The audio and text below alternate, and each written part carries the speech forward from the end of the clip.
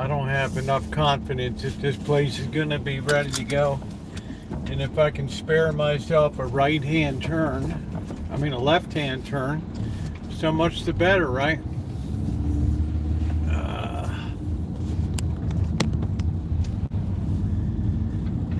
Pong pong.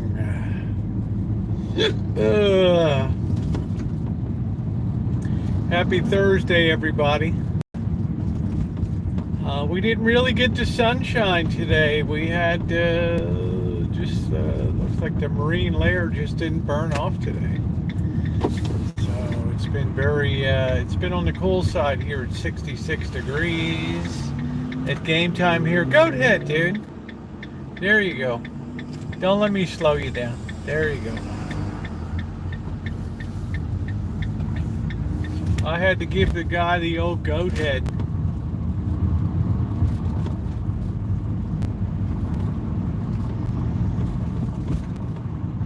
It's like, don't let me slow you down, brother.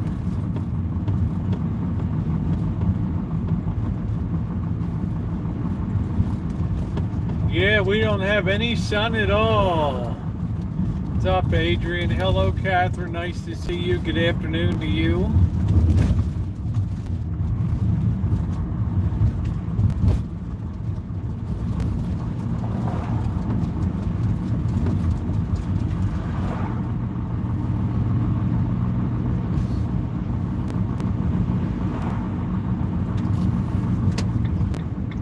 Hello, Alan. How you doing? Yeah, this is Corby Avenue here. We're heading to our new 7-Eleven. 812, 913, 1014, 1115. Yeah, I'm feeling okay, honey. I'm 95%. Just dealing with the allergies. I think this was the last day of school. Great, glorious Santa Rosa school system. Yeah, I'm doing good, Alan. I hope you are as well. So it's gonna be a simple one tonight. Been a busy day. Yeah, just sometimes we don't burn off the marine layer here, but it makes for very comfortable weather. Nobody ever needs air conditioning who lives in yeah, go ahead. Don't mind me, dude, who lives in Santa Rosa. Oof.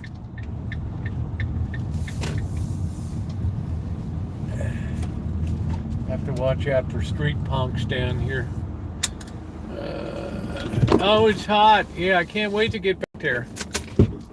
I like the heat.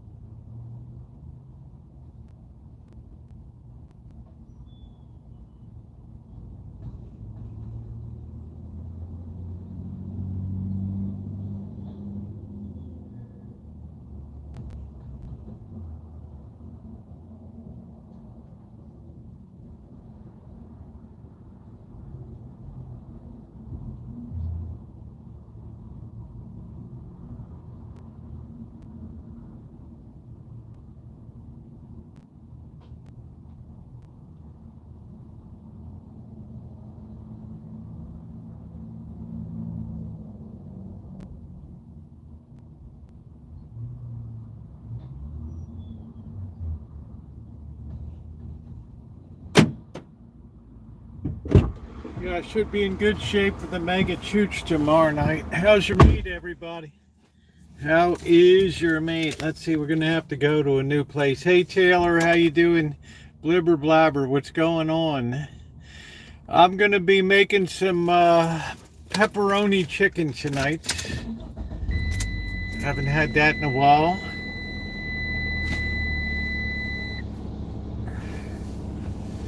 I'm looking forward to that tonight, and then tomorrow will be the big mega stream tomorrow. We're gonna have to find a new place to hang at. I don't know. We'll have to see if the meter maid. It's been raining there. We had a little dampness this morning. The ground looked wet, but it's more like just the cloud. The marine layer is so low. Yep, pepperoni chicken. I've made it many times in Kitchen Stadium. Very easy. I don't even know if I have an onion left or not. All right, what are we doing? Are we going to crush me with the bus? What are we doing? We don't need a bus driver who's all coked up, right? Carpenter's Local 751. Hail here this morning. Where are you located? What state are you in, Blibber Blabber? I'm in a state of confusion. Oh, I don't know, Mag. I just say that. I mean, these bus drivers like to scare you. They bear down on you very quickly, and then they hit the brakes. In this town, everybody's got to be a punk all the time. I'm in Texas, okay, yeah. Well, I guess that time of the year, I can see a little blue sky over in the far distant, but I don't think it'll be burning off here, which is fine. Which is absolutely fine. It's good for the plants and stuff. We make our way up Corby Avenue here.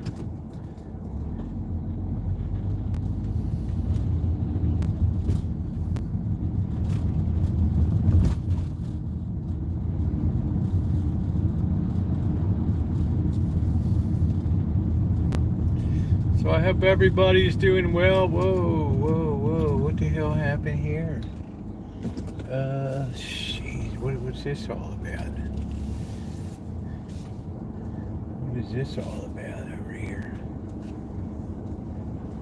This looks pretty ugly. Anybody seeing that? Ronnie, you seeing that there? Looks like somebody just wholesale smashed into the fence over there. Hey, Nick.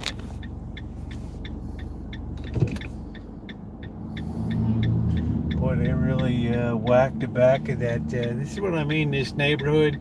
This is why you can't have nice things in here. Absolutely can't have nice things in this neighborhood. Because somebody will just smash it to pieces.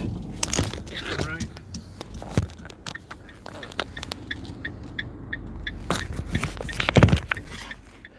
Let this person go by.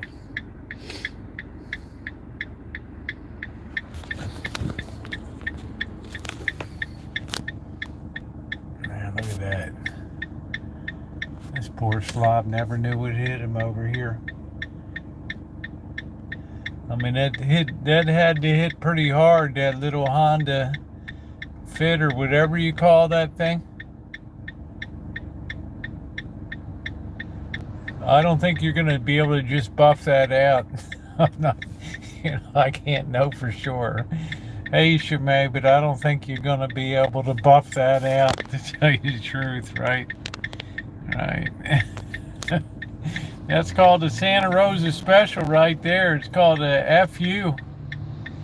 Right? That's what that's called. I'm uninsured, so you can go F yourself. That's it. The fence is destroyed. Yeah, just I think you don't think about that. Remember in 2014, the Rancho got hit by a car. Some dope in a BMW, drunk because she claimed her horse died. Ran right up over the hedge and took the corner out of the main house. You can see all the rebuilding videos on that, cause some dope.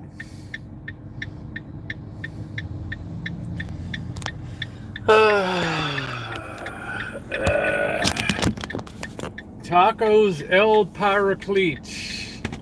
I guess that's tacos of the Holy Spirit there. I don't know what that is. Welcome to the hood, everybody.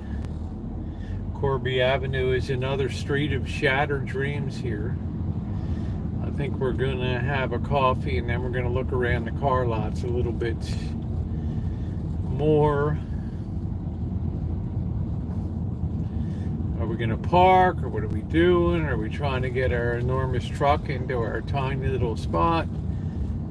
Yes, we are. We got 4 trucks trying to get in there.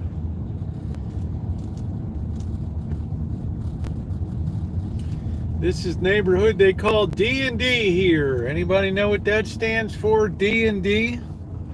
D&D.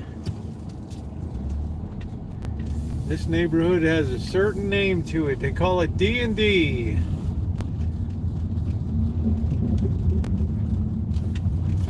There's the coppers.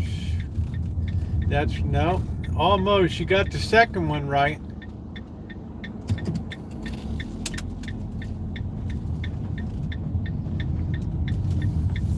Nope. Hey, Linda. They call this death and destruction, this area here. Because these streets are all like S-curves and people just end up going straight right into people's yards and killing people and stuff. Oh, brother, they finally took down that tree that was hanging over the sidewalk there. Man, this place is so depleted. All right, let's pull over here. Let's let this dope get by.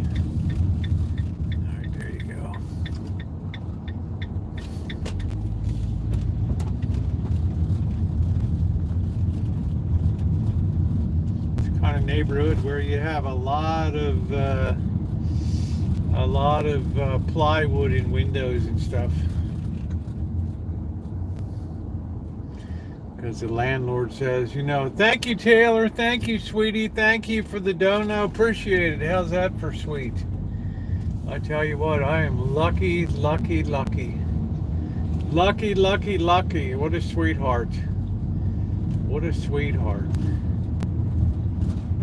Thank you, honey. I appreciate it. Thank you. Generous spirit with a great heart.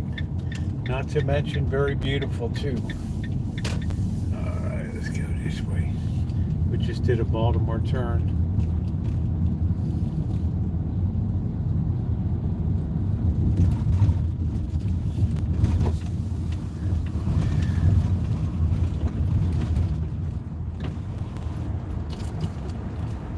Yeah, I'm appreciative of that.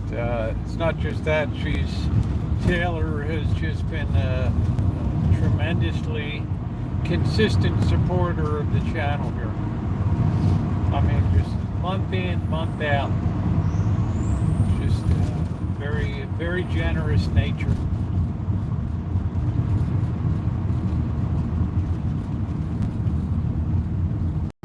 I'm very blessed. Yeah, she's wonderful. She's magnificent. I told her if she ever needs backup, you know, I'm right there. If you ever need backup, here I am.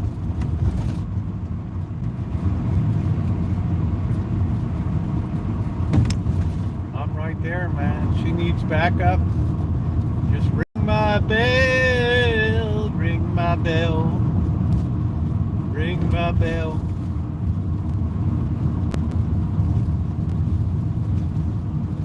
All right, you can see it's kind of a funky day today. We generally call this the June gloom in Santa Rosa. In other words, the sun is not strong enough to burn through the thick marine layer. We might be getting the June gloom a little bit more. The world needs more jet. A lot of people have given up on humanity. Yeah. There, I gotta be the first choice. See, and I would make her proud and happy.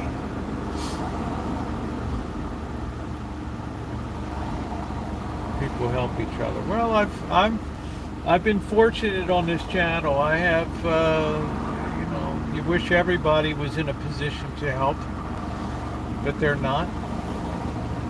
But it's beautiful, you know, and I appreciate that.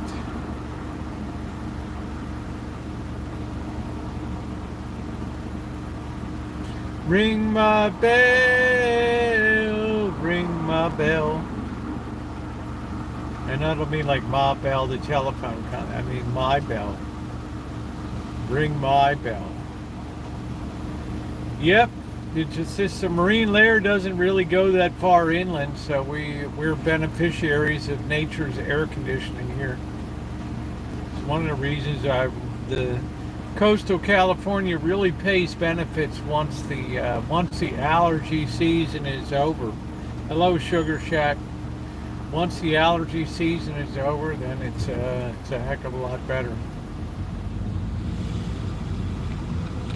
All right, we can't both occupy. The law of physics says two bodies can't occupy the same space at the same time. So there we go.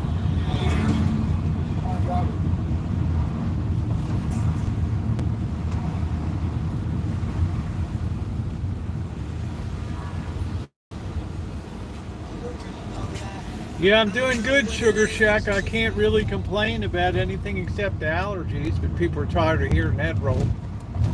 So we're going to see if we run into the fair-haired meter lady here. All right, are we gonna? Oh, look at that nice FJ. Ooh, I'm jealous. Okay, we got our baby carriage. There we go. We're going over to the shelter. We're gonna have dinner. I'm jealous. I haven't seen. You know what? I haven't seen the Lazy Days guy here. I wonder if this more aggressive. I wonder if this more aggressive person, meter maid, his sort of. I don't know if this aggressive one is just driven everybody off, or what the story is. I don't know. Don't block the sidewalk. No,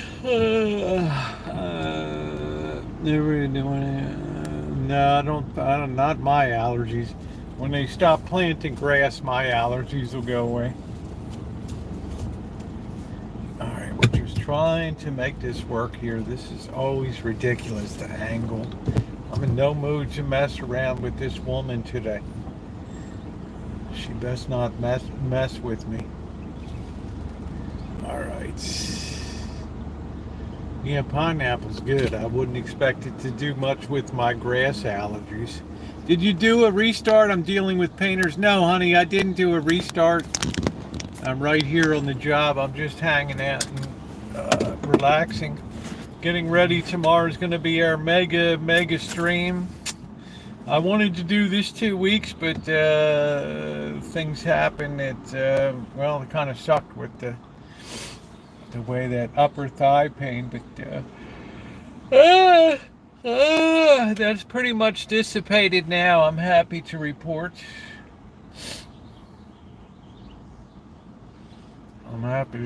Most of that is now gone away. So I'm just going to sit back and enjoy my coffee. Actually, that 7-Eleven has better tasting coffee than our original 7-Eleven, right? So that was I didn't see that coming. I didn't see that coming at all. So I had a busy morning today. I ran up to Kohl's. I returned. I bought 2 pair of pants. I only need one. You're wearing a hoodie. It's Sugar Shack. It is 64 degrees right here right now. So yeah, I would say it's pretty chilly here, and the wind is kind of blowing a little bit.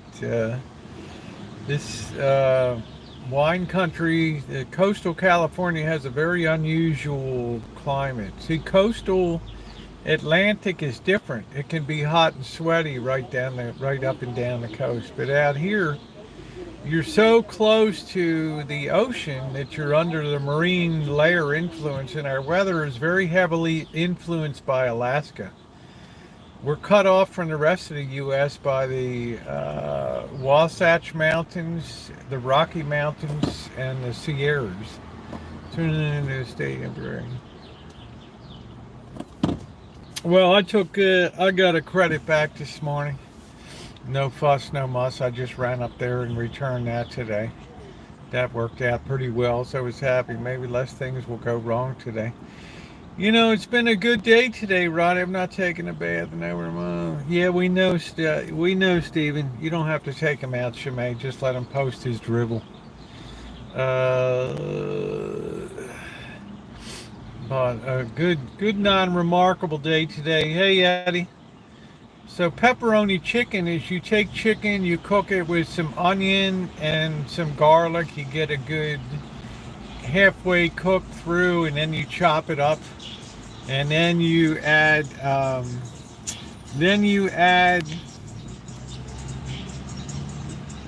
pepperoni, and you put red sauce on it. So it's very delicious. It's a very keto thing.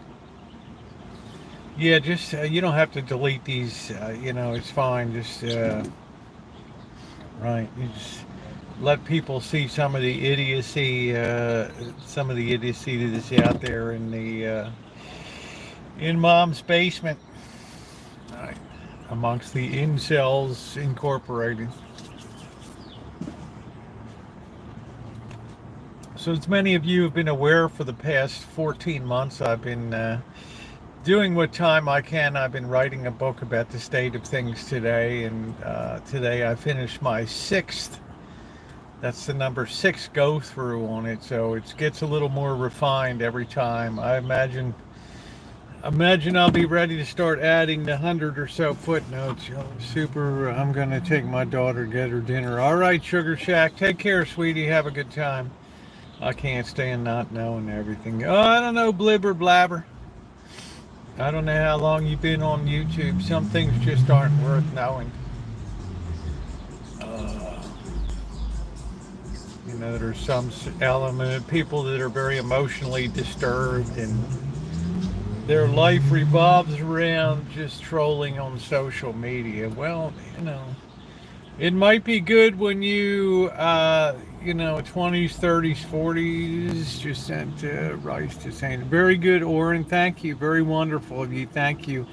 And if you guys are willing to help, it's getting into the shank of late spring, going into summer. If you're if you're willing to help out, it's a very difficult time of year right now, very difficult time of year. You'll see a link come up if you can help out on that wish list. I don't want anything myself. Don't send anything to me. But if you have an inclination to be helpful, I know this time of year starts to get desperate when you get into June and July for 2 reasons. The number of volunteers that are helping drops off to virtually none because it's too hot. It's 120 degrees out on the parking lot feeding people, and number 2, the food donations collapse too, because people are on vacation and people are doing other things, so it becomes a little problematic. So Orem, thank you very much for your kindness.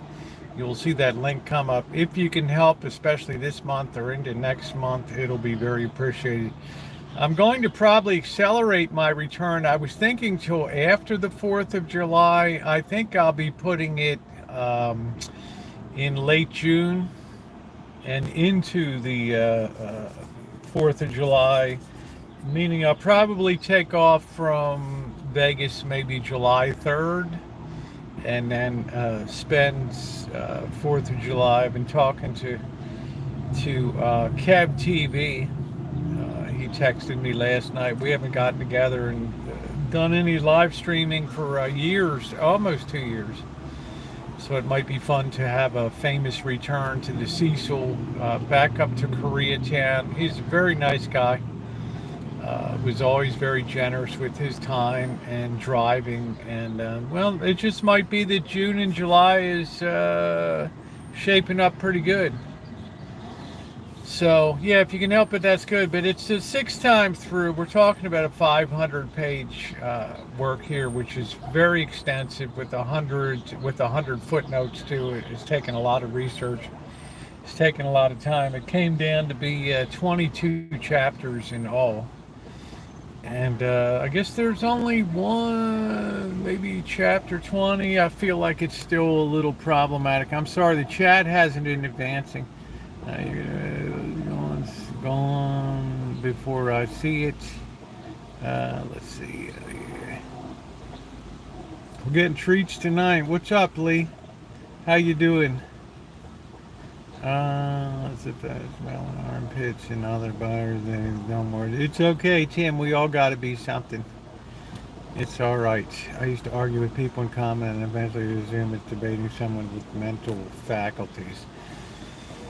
Well, that's the way it is. You know, Harvard University did a study of trolling in social media, and they determined that the overwhelming number of trollers were male, somewhere between the age of 20 and 40, the great majority of which had some type of mental incapacitation or social incapacitation, or just what Matthew McConaughey would term a failure to launch in life, and they end up back in mom's basement because they're literally unable to do for themselves. So, you know, out of the compassion of mothers, they got a place to be. What's up, Barry? How you doing?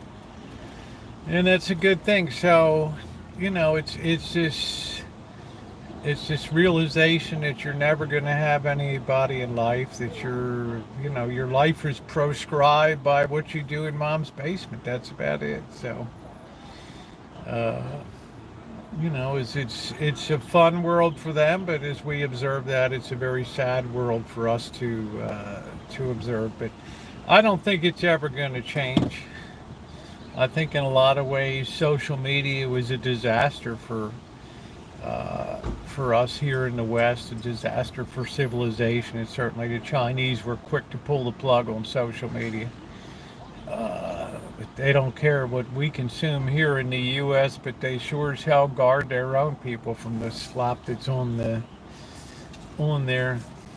Yeah, they're hurting inside. It's like it's tough. Hey, Suze. Yeah, it's quite a work, you know. It covers a lot of ground. It covers a lot of ground. It puts a lot of deep understanding into what's going on in the world today. Will it be controversial? Yeah. Will it piss some people off? Yes. Will it make other people happy? Yes. I mean, it all depends, right? Will it be published? Probably not. It'll be self-published, likely, because, you know, it's even though I have a published work out there, Street Metal Detecting, it's very difficult to, and that's done quite well, it's very difficult to, you know, break into the publishing world. Chinese infiltrated us with TikTok and to train American children to have short attention spans. You know, I don't know. I spent 5 years in China. I think in a lot of ways we give China too much psychological credit for psychological things that's just not there. You know, there's still a lot of cheating that goes on there, a lot of subterfuge. Blocks TikTok in there, except for math and something else. Yeah, exactly, Blibber Babber. Because they know it's not healthy, especially for young people, because it gives them too broad of a view of the world, and it gives them false standards by which to measure and understand their own worth in the world. And that's a real problem today. Why we see rates of depression so high in young people, because they don't know how to really define themselves anymore. They're in too broad of a, they're in an ocean of media, right? So it becomes very difficult for them. You know, Slovakian president being shot today. They caught some. I don't really know what to say about it. Magda, right? Except that maybe we're just eventually lurching towards war. I mean, I don't know. Hey, doctor, I'm doing good today. It's a much better day today. Tomorrow should be 100% for a mega stream.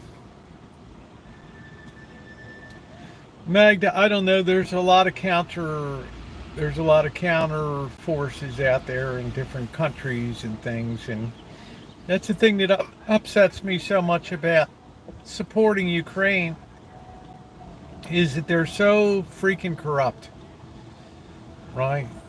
They're like worse than the worst charity that you could ever imagine. Does it remind you of the assassination of Archduke Franz Ferdinand in 1914? Not really. We don't have really the domino alliances that we had then, right? Remember the Oakland car? It took the cops 2 hours to get there. That's like our police tell us don't even call us to accidents anymore. Parental upbringing is essential. I don't know, Lee. I wrote 500 plus pages getting into all that, and it's not the kind of thing that can easily be just rolled off in just a discussion session here. But certainly, parenting is at the core of a lot of things.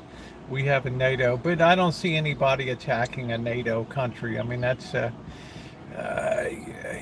for somebody like Putin or China to attack a NATO country would be, it would be an act of lunacy. Any good indie bookstores? I don't know, doctor. My next step will be to do another read through. I got to work on one chapter and get that cleaned up a little bit, and then I have to try to secure an agent. So it's like fishing. You got to throw your hook out there and write a nice brief cover. Why is Finland and Sweden so scared into joining NATO? Seems they feel a Russian threat. I thought Sweden was already in NATO. And Finland, who cares? I mean, I don't know. You know what, Magda? It sounds very tough, but I don't really give a rat's about too much about what goes on over in there. Yeah, they seem nice. But in the last 6, they are now, but in the last 6, I don't know, honey. I think the world is pretty much frozen in place here because of the nuclear option.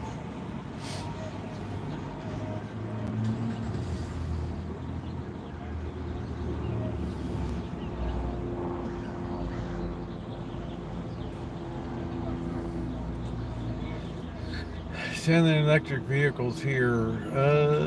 I'm a songwriter. I've tried to get myself out there, and no success. It's so frustrating. Well, I've self-published before, so I'm familiar with the process, and I've had a measure of success with self-publishing. If you self-publish and your book is decent, then it gets picked up by, Amazon. Not just Walmart carries my book. A lot of independent metal detecting shops and places like that carry my book now. So all is not lost, right?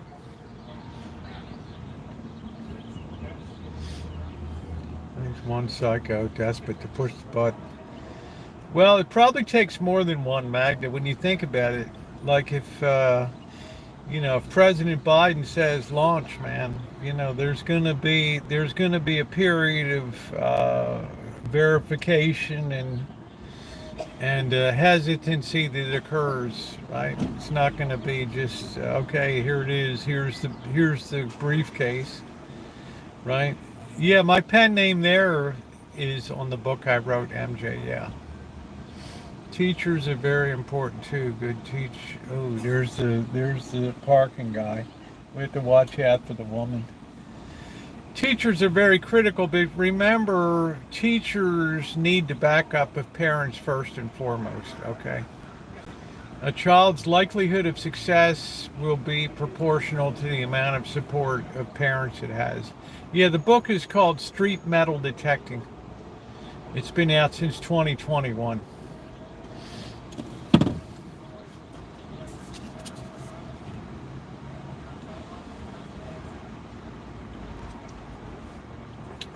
Remind me never to dig over here. I mold minds without parents. Well, I'm talking about elementary education and into high school. When you're in college, you're on your own. But we have a lot of these college kids that their brains are just full of mashed potatoes. There's just nothing in there. You know, what can they really contribute to the world? Right?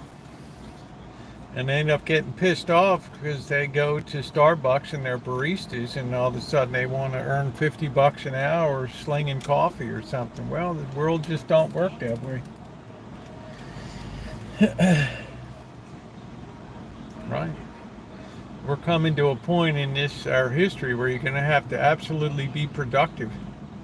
You're going to have something that other people are willing to buy. I mean, higher education is falling off now.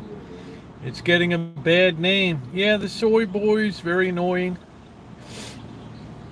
Right?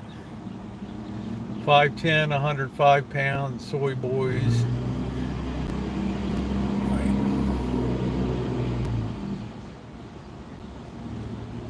Hey. Yeah, there it is. Thank you, Shimei. So I'm very familiar with the self-publishing route.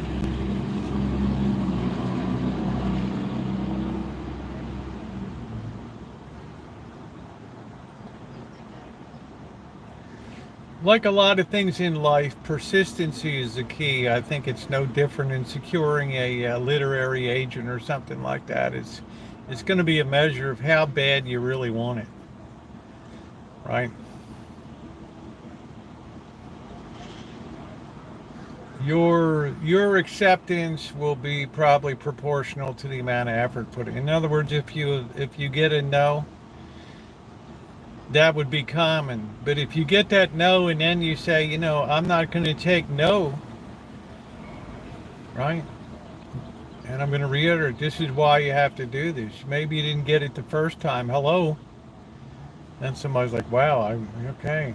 Well, this is a little different. You want to stand out as unusual, right? Obviously, my background makes me unusual, and the fact I have some presence on social media and stuff like that. I mean, that all works in your favor, but there's never any guarantees.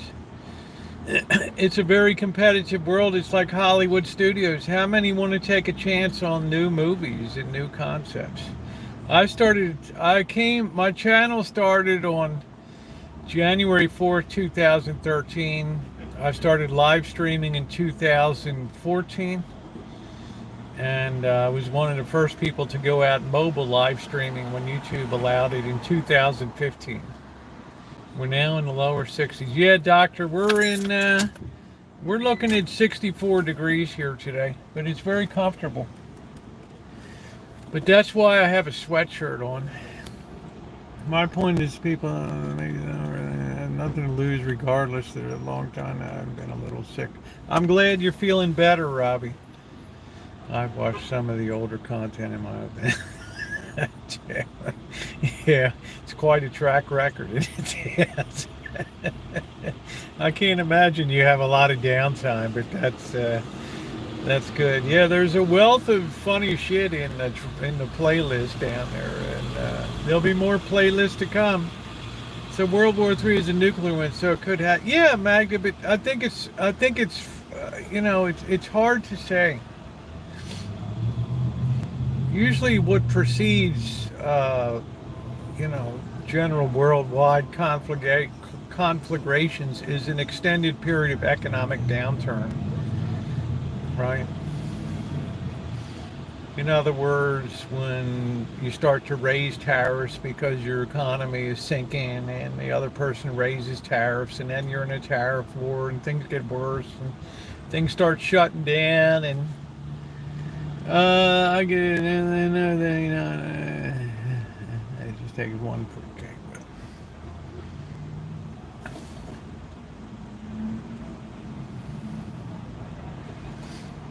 You have been calling for. I have been. I have been. I was calling for one in 2023 and it didn't happen. I was surprised the interest rates didn't go to work on the market earlier, but it's a sign of the momentum that's going on. Right? I think it's going to take a 6%, not a 4.5%, to hit the trigger button on that. And we're not there yet. We're still a 1.5 of interest away here, so we got time. That's what I say. So the chance of a war now is very low. Doing ribs tomorrow.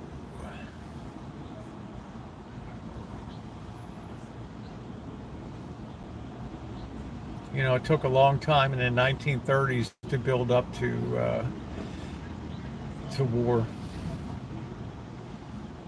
People gave up a lot of ground before they finally jumped in and said enough is enough. Right?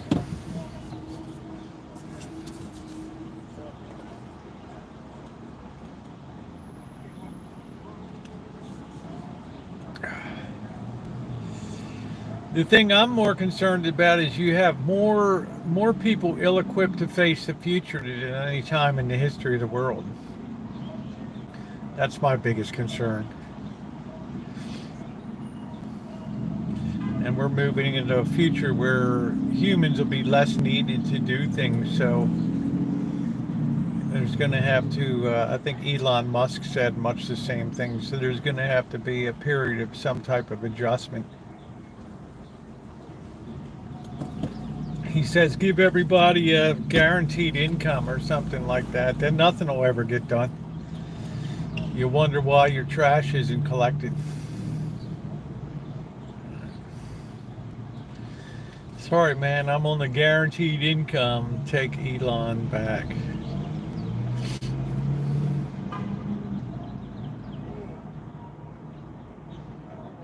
We're proud that you like our coffee. You know what? This coffee at the place down in Lower Hood is better than the coffee I usually drink.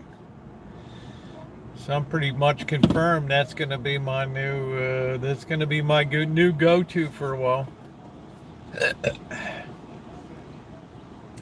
So I'm saying war takes the time to build up to, but I think a period of economic dislocation has to proceed. They need to bring back manufacturing. I think the incentive is already there, MJ. The big problem now is, we have a super strong dollar, so it works as a natural deterrent to people buying our products. So only our most high tech items are welcome overseas, right? So you look at the Japanese yen has gone from 105 to 160 to the dollar. Well, that gives a tremendous advantage to the Japanese in selling, into this market. We should get the benefit of that, but we don't, right?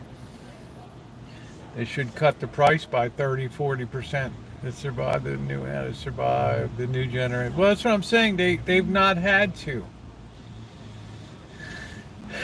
Hiccup is made here. There's been no pressure to be productive, right? There's been no incentive to be that because really nobody goes hungry. Well, I know some people that go hungry, but on the broad scale.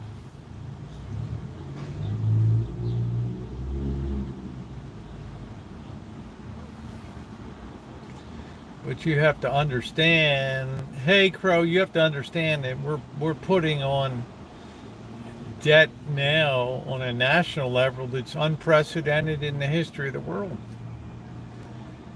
Right? I mean, the world only has so much free money to be absorbed, right? So much liquidity, and you keep going to market and sucking down more and more. Well, the interest rates got to go up to ration that money, right?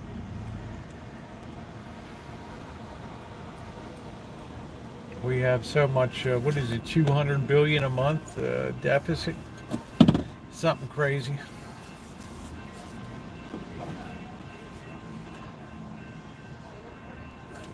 That's why we have inflation, because the government's spending much more than it's taking in.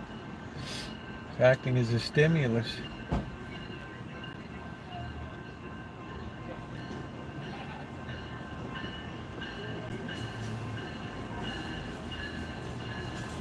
Studs Terkel.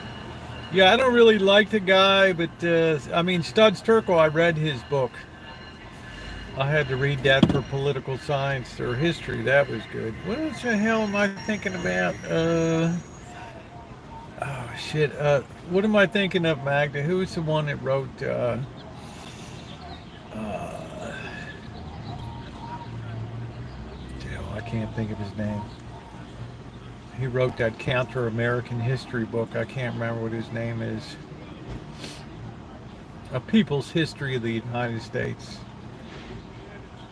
I'm feeling a lot better today, Robbie. That horrific upper thigh front muscle pain is pretty much dissipated. So I'm really looking forward to going out on a mega chooch tomorrow. Howard's Inn, that's it. And they pay for everything. I don't know how to survive. Yeah, Howard's Inn. If you want to read a sort of cocked up, counter history. If we stopped selling goods and started printing money instead. Yeah, we've been doing that.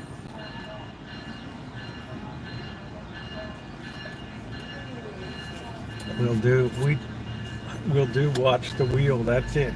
Wheel of Fortune. Ooh, look at all these prizes. Ooh, they can all be yours. Ah.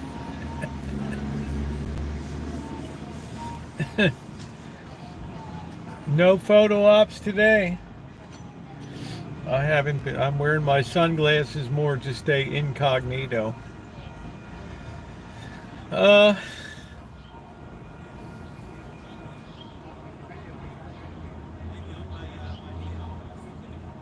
a lot of people are waiting for the boomers to die, and then everything they'll inherit all that stuff. But the real cruel trick is, that shit becomes almost worthless when it's time to get it. I wear my sunglasses at night. I'm on the Lord's ceramic destination. Dalmatian and Wheel of Fortune showcase.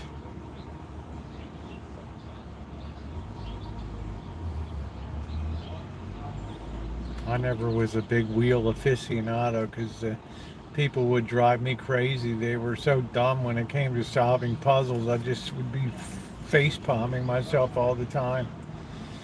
Right. I thought Jeopardy had a little bit more.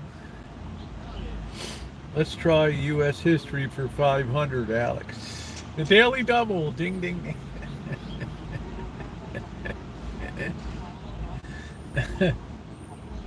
do, do, do, do, do, do, do. Do, do, do, do, do, do, do. And watched Wheel quite a bit in Jeopardy. Well, a lot of people watched it. Pat Sajak. Then all of a sudden, game show hosts started to get controversial. Like, what? Really? A game show host? Made me feel like a genius, then comes on there to put me in my place. That's it, MJ. Let's just say you want me on your trivia team.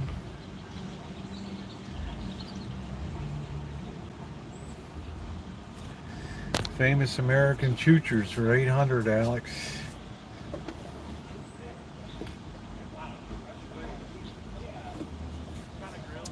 So we'll be on the streets pounding it tomorrow. Then we'll be shopping. Then we'll be drinking. Then we may or may not be eating. Oh, you don't even eat on Friday nights anymore. Yeah, I like to drink. We're going to have to get some beer. Went and picked up a gold area, the battery pack for my home. That's great. Oh, how it works.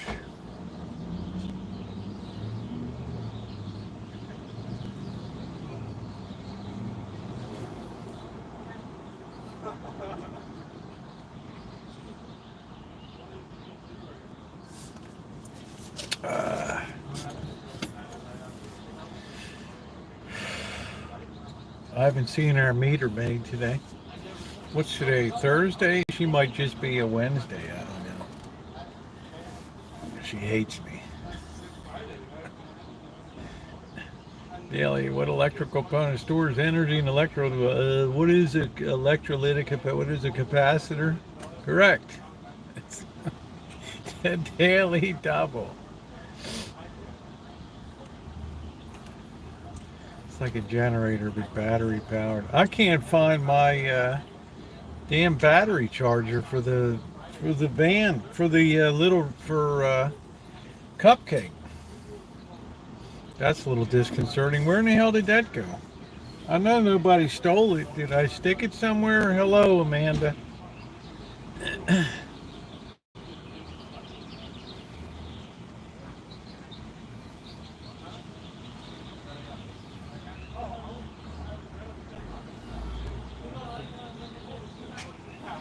I do feel better, Queen. Thank you. I'm at 95%.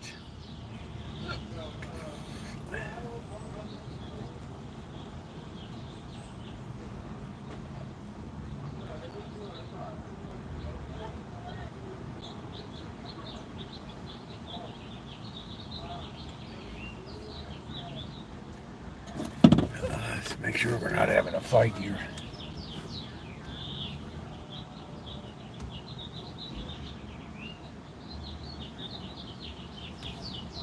I don't know. Yeah, I'm doing good. Thank you. Feel much better today. My father made payment just out of high school, moved to Mount Vernon. Just out I moved to Mount Vernon. Mount Vernon is a pretty nice area down there. That's pretty much the high fashion area of downtown, right? You got the Peabody Conservatory, you got all the bankers and lawyers clubs and all that.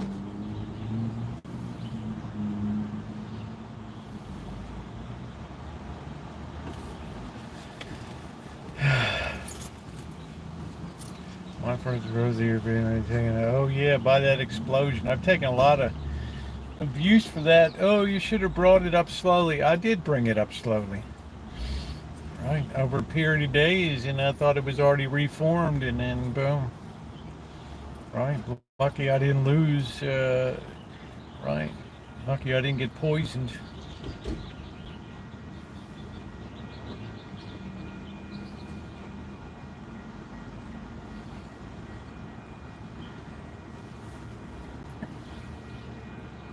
Yeah, I'm looking around. I don't see her today.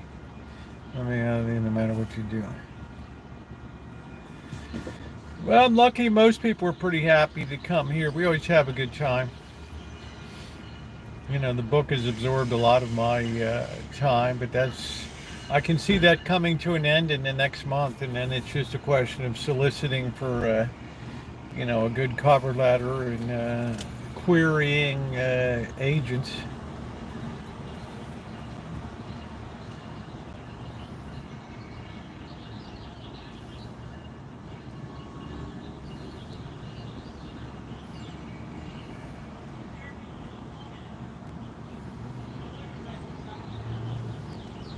Yeah, my mother studied at Peabody.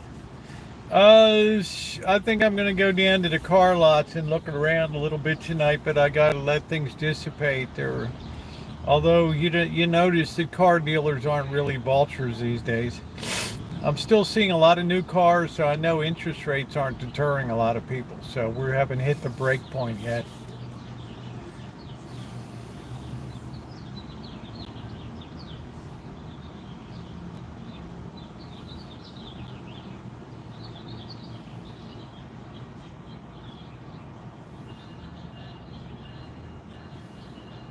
There'll be some content coming up on Saturday because I've got a lot of work to do to upgrade and get ready for the heat of summer. Hey Brenda, how you doing, babe? I got to get the watering system all working. I got to get some supports built for the tomato plants. I need to get some of those metal stakes. And I'm just going to run some wire. About me, nobody would believe it. I've seen some crazy.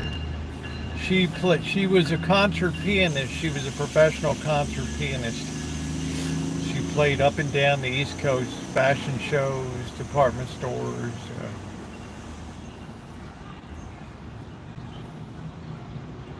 Classically trained.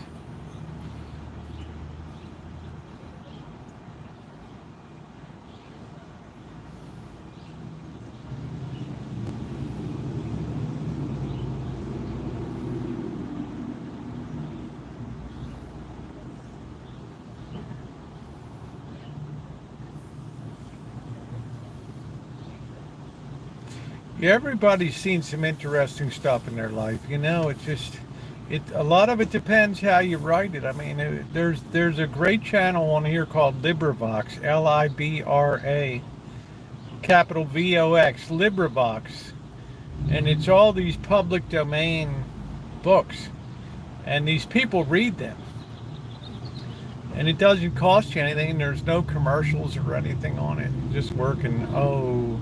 Well, I'm glad that you're here, honey. We love you, Brenda. And there's all kinds of books, just amazing stuff. I've been listening to some gal's story when she was, when they were jumped by Native Americans on their way, pioneers, and how she was held captive by the Sioux Indians for 5 months or whatever. There's a lot of really cool stuff on there. I highly recommend it. And if you're so inclined, you can be a reader for them too. So that's a great channel. No longer have to work a selling one right now here. Yeah, cars are selling themselves, so I'm not, you know, that's it. You don't have to worry about me because the next person will come along and buy it. So that means it's the worst time to buy a car. So I'm glad I got what I have. Catch the oven on fire. So everybody's got an interesting story to tell, right? One thing people love is stories. One people love when you're writing is to put a lot of real life examples into it and things. That's why theory books are so hard to deal with, because they're so dense that it's just, you feel like you're swimming against a strong current. That's why good teachers, good professors are essential, because you start getting into things like existential. Yeah, that was it by, that's it, Narrative My Captivity by Sioux Indians by Francie Kelly or something like that, yeah. There's just a lot of good books on LibriVox, right? Yeah, Across the Plains. That seems to be the current flavor. We're starting to get to all these pioneer books from the 1850s, 60s, and 70s. You have to be really smart to play. Yeah, I guess so.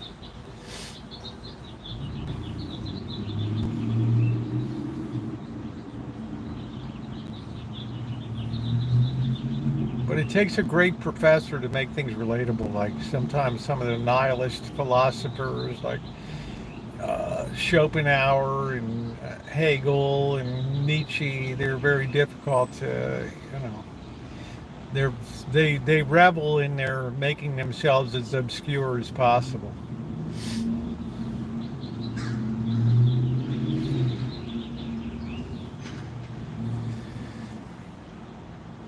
That's why a classroom setting that's very interactive and supposed, instead of just lecture oriented, is a very good, because you can see where people are at in terms of understanding the material. Right? I mean, Magda's got a case of people are just using AI now to write essays and stuff. So you don't really know what's going on out there. That would argue for 3-hour examinations where you sit in the room, right, and write your essays. A good storyteller is worth it. Yes, good stories can be riveting, right? Good stories have to take you along a whole path, take you up to the crescendo, and then give you time to contemplate as you cool down coming off of that. It should have an arc to it. So I like LibriVox. It's good to just kick that on, and if I'm cleaning up or something, I just listen to stories.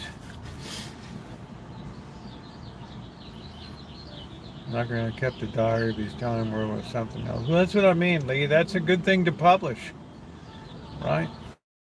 Number one, it honors the memory of your, would you say your grandfather? Yeah. And number two, there's probably interesting stuff in there that's never been published or talked about before. Right?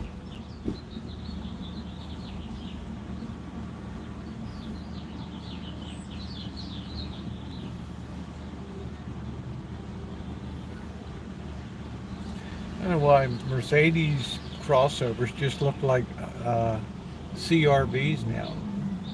Hey, Callie Mo.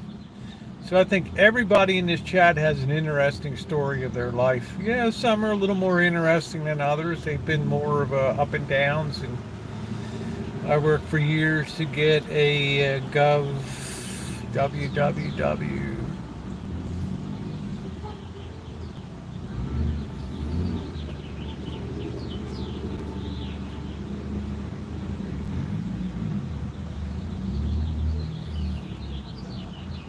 So once again, you'll see the link coming through. If you can help out purchasing some food items, that would be very appreciated. He never talked about it. Yeah, some of the greatest Americans never talked about their times, right? And there's no doubt in 1917, 18 that once Americans got unleashed over there, they were involved in some of the most brutal battles of World War One. Chateau Thierry and some other ones.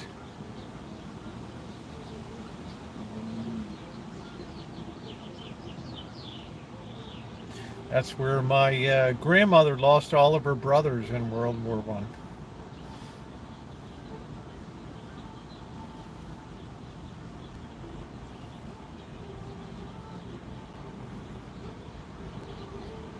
That was before the Sullivan Act, so you'd have all the brothers would just take off and enlist, right?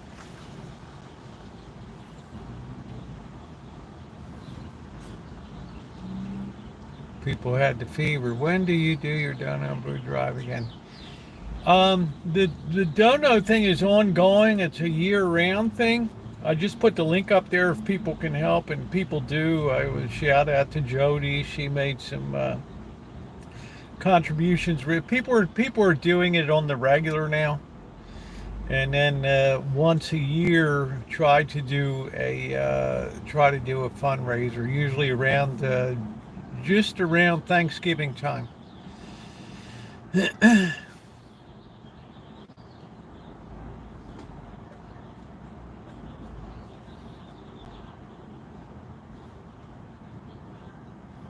And last year, people just responded magnificently, and new equipment was able to come in. There's a bit of a reserve for equipment now, which is really nice. Yeah, people were really astounding in their kindness.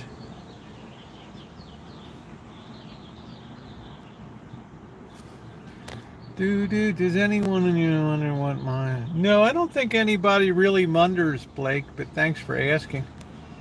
The Civil War is the bloodiest law than any other time of war.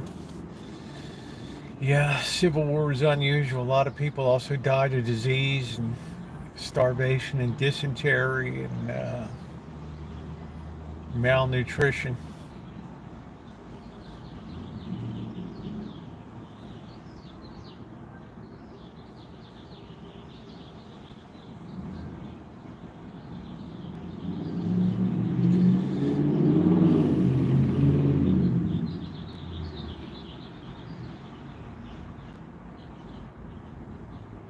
And in every war, interestingly enough, too, civilian casualties have risen dramatically as war has continued through the hundreds of years. In other words, in the Civil War, it was very unusual to have civilian casualties.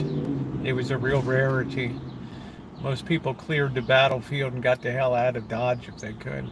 World War I had a higher degree of casualties, and then World War II really went off the scale with civilian casualties. So I imagine the next one will be somewhere in the hundreds of millions of people. Yeah, history's good. A lot of people think history is very dry and boring. I think it's all in the way that you present history. Green Mountain, Kennedy Avenue, late 1800s. That's where I used to hang out down there. Green Mountain Avenue, where the old penitentiary was. Hey, Max, I wonder if Leon's Pig Pen is still there on North Avenue. Yeah, will never end. Yeah. If you could take a guess, when do you think the next one will be? I would say the next one will probably be around somewhere around 2032, somewhere in 2030, 2032, somewhere around there.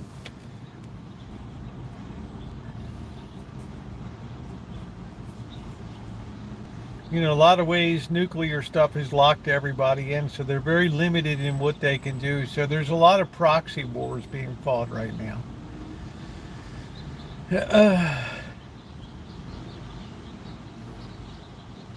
It's hard to know where it'll be. There was a big turning point.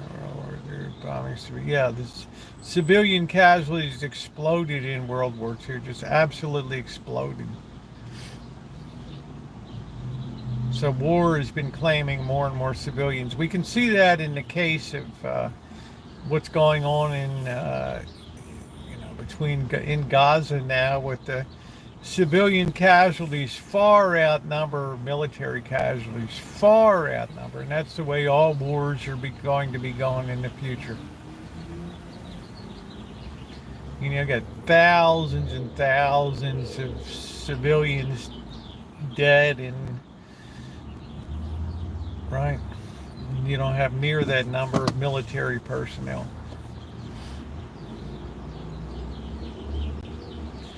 But you think about the roots of Palestine and everything that's going on over there. It's just been, if we really want to assess blame, we really have to put it squarely on the shoulders of the British after World War One.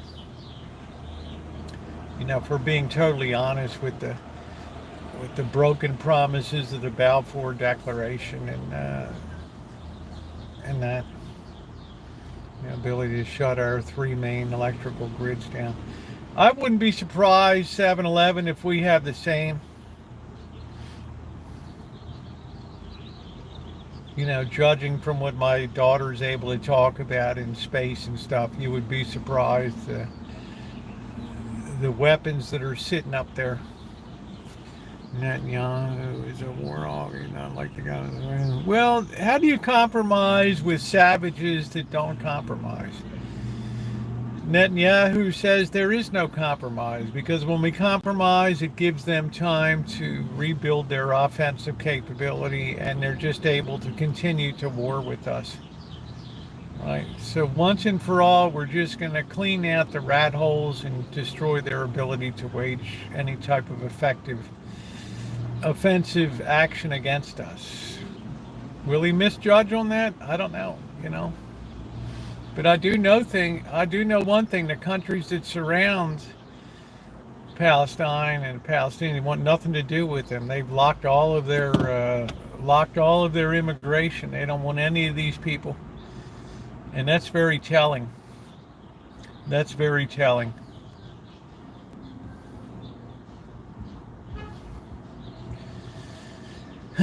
You have these incredibly wealthy countries like Saudi Arabia and these places. They could do a lot of stuff, right? So what signals does it send when your own you know, your own ethnic group of people wants nothing to do with you. Hey, Linda, yes, you're correct.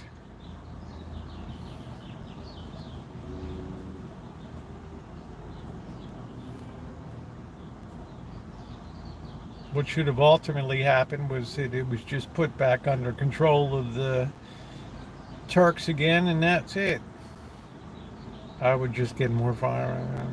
Nobody wants them at all. Pizza rats, and they keep 7-Eleven. It's you have to change habits to get rid of rats, right? Over time, you just make rats more resistant, stronger, better breeds of rats and stuff. Israel has no right to be there. They went in and took over that place. It was not their country. Yeah, well, I would agree. You know, the whole thing of Zionism. I'm certainly not a Zionist, right? You're sticking a wedge in, but they could say historically that Arabs have no right to be there back in biblical times. I mean, it just depends how far back you want to go, right? The Native Americans should kick us out of the U.S., right? What the hell? I'm Irish in here, right? What the hell am I? I should be over eating taters in Ireland. What's up, Naomi? Right? Just how far back do we want to go? But I would have left it under. I would have left it under the control of the Turks because things were very peaceful. People got along good.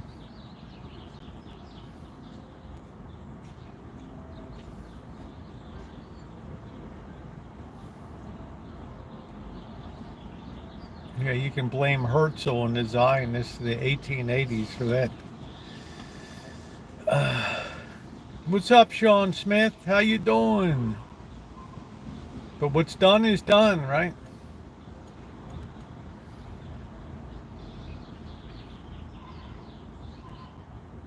So it is written, so it shall be. Very few places are still under the control there. I think they're less. Yeah, I mean, it's just like, right? I think the polar bears still control the North Pole. I'm not leaving my cave.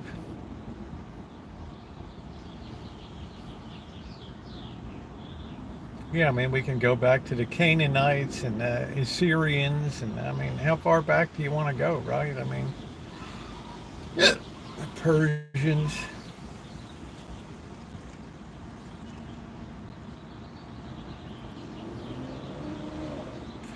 But it's there now, and they're not going to go anywhere.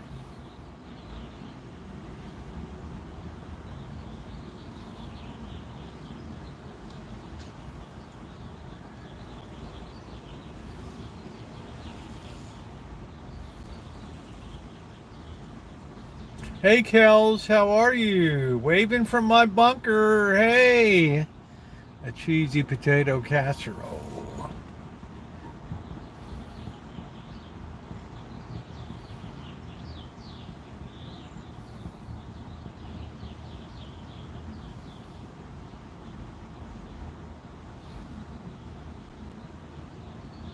What's up, Alex? How you doing? I need a bunker. Did you see that? They call the where these five were killing us who escaped after. No, I didn't see that. Did you see Exodus with Paul Newman? I already breathe in Loch Raven, just what I can save the world with nachos, hot dogs, and a Starpie. And points too. My points can go towards a better world. Right? My points can go towards creating a better world.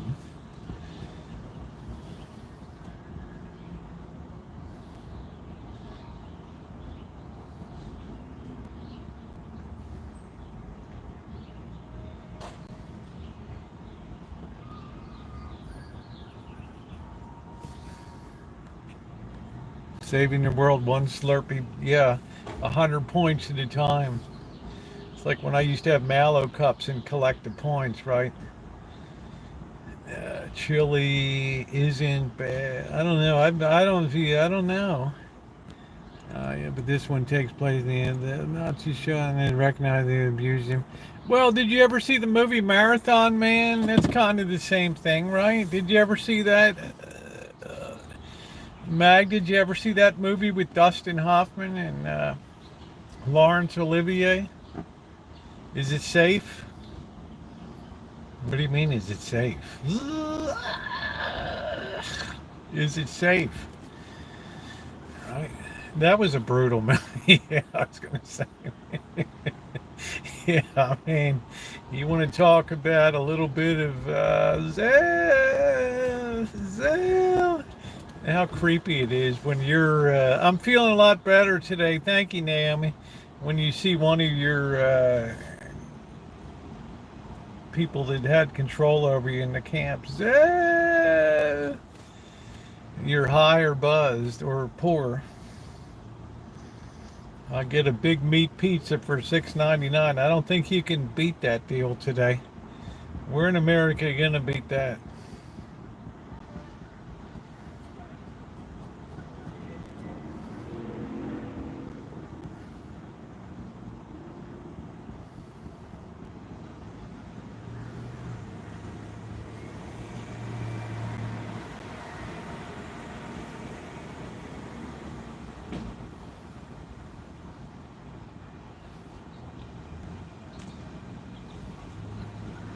Nurture Ratchet chasing me.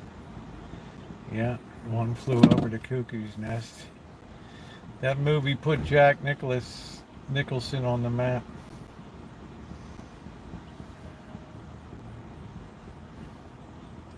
I creep that boy's from Brazil though. That's more science fiction. Yeah.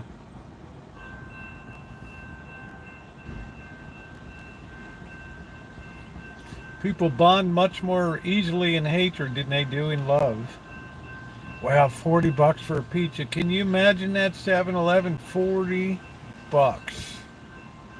R.P. McMurphy.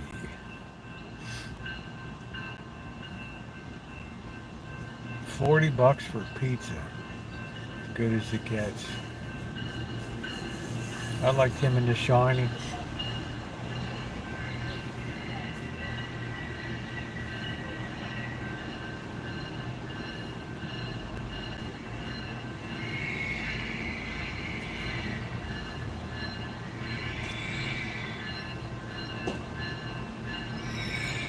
Tough love.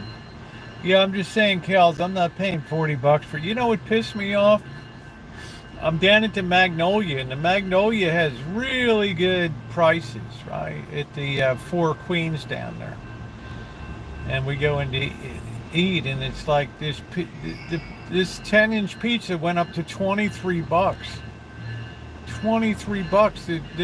The the 14-inch was like 26 or something. And I'm like, man, what the hell happened to the pizza price here, right?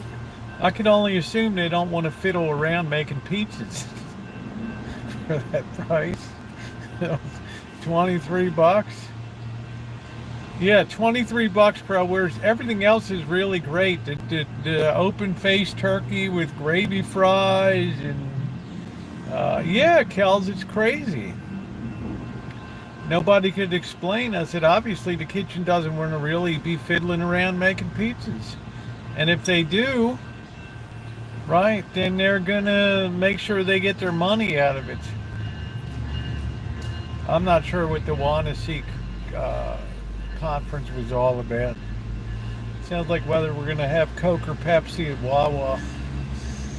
So, Don Cornelia's here. Yeah, the Ellis Island prime rib. I don't even know if they still have the steak special. It used to be, first it was $4.99. I don't even, off menu. I don't know. Oh, the final solution. Okay.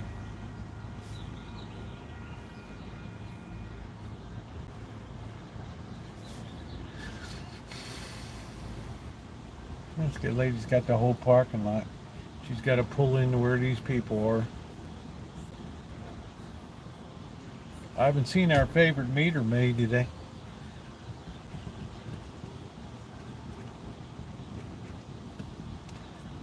pizza, Chef Boyardee pizza. It's pretty good pizza. I've enjoyed it. Just don't forget to use a baking stone if you're going to put it in your barbecue grill. Tacos. Saturday night we're going to make some wontons. We probably got to get some wonton wrappers, which you know is pot stickers. But it's the only thing that really scared me. I know they're all historical. Never really enjoyed the horror film genre too much because it got over to just blood and gore till these Saw movies. It's just ridiculous. You have 30 seconds to drill out a piece of your brain. Right? Be careful where you drill. What? You have 24 seconds. I don't understand. You now have 20 seconds. Yeah, we know you do, Amanda. So it bothers me. I don't like gratuitous violence.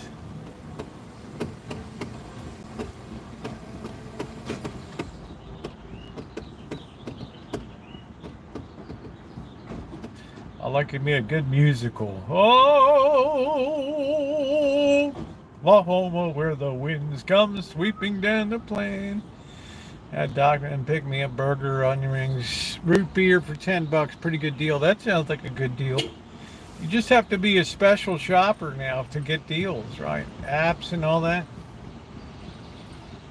Yeah, it's just hard for me to deal with. I don't need to see somebody's stumpy arm thing or somebody drilling out their own brain. Ugh. Extra wing at Hip Hop Chicken when I smile. Singing memories. Here comes the trolley with nobody aboard it at all.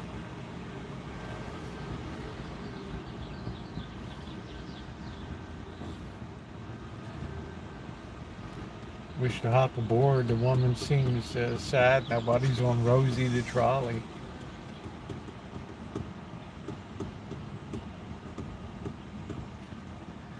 Yeah, I don't see our meter woman today.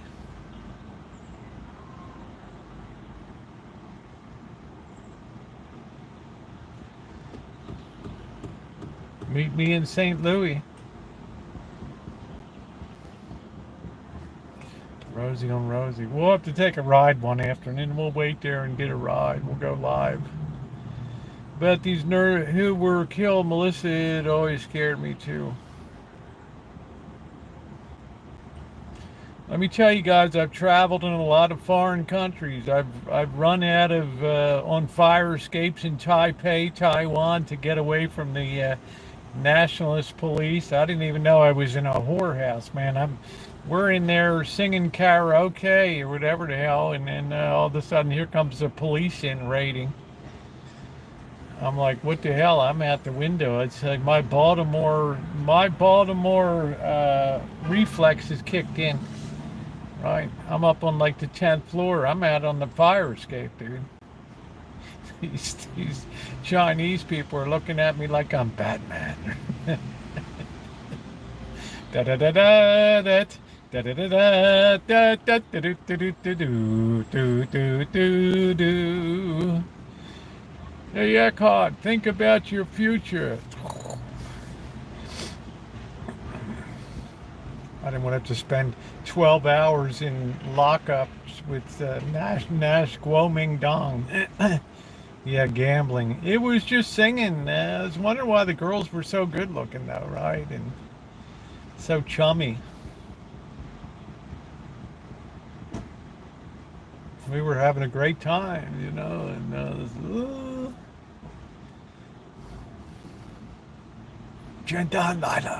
police were coming.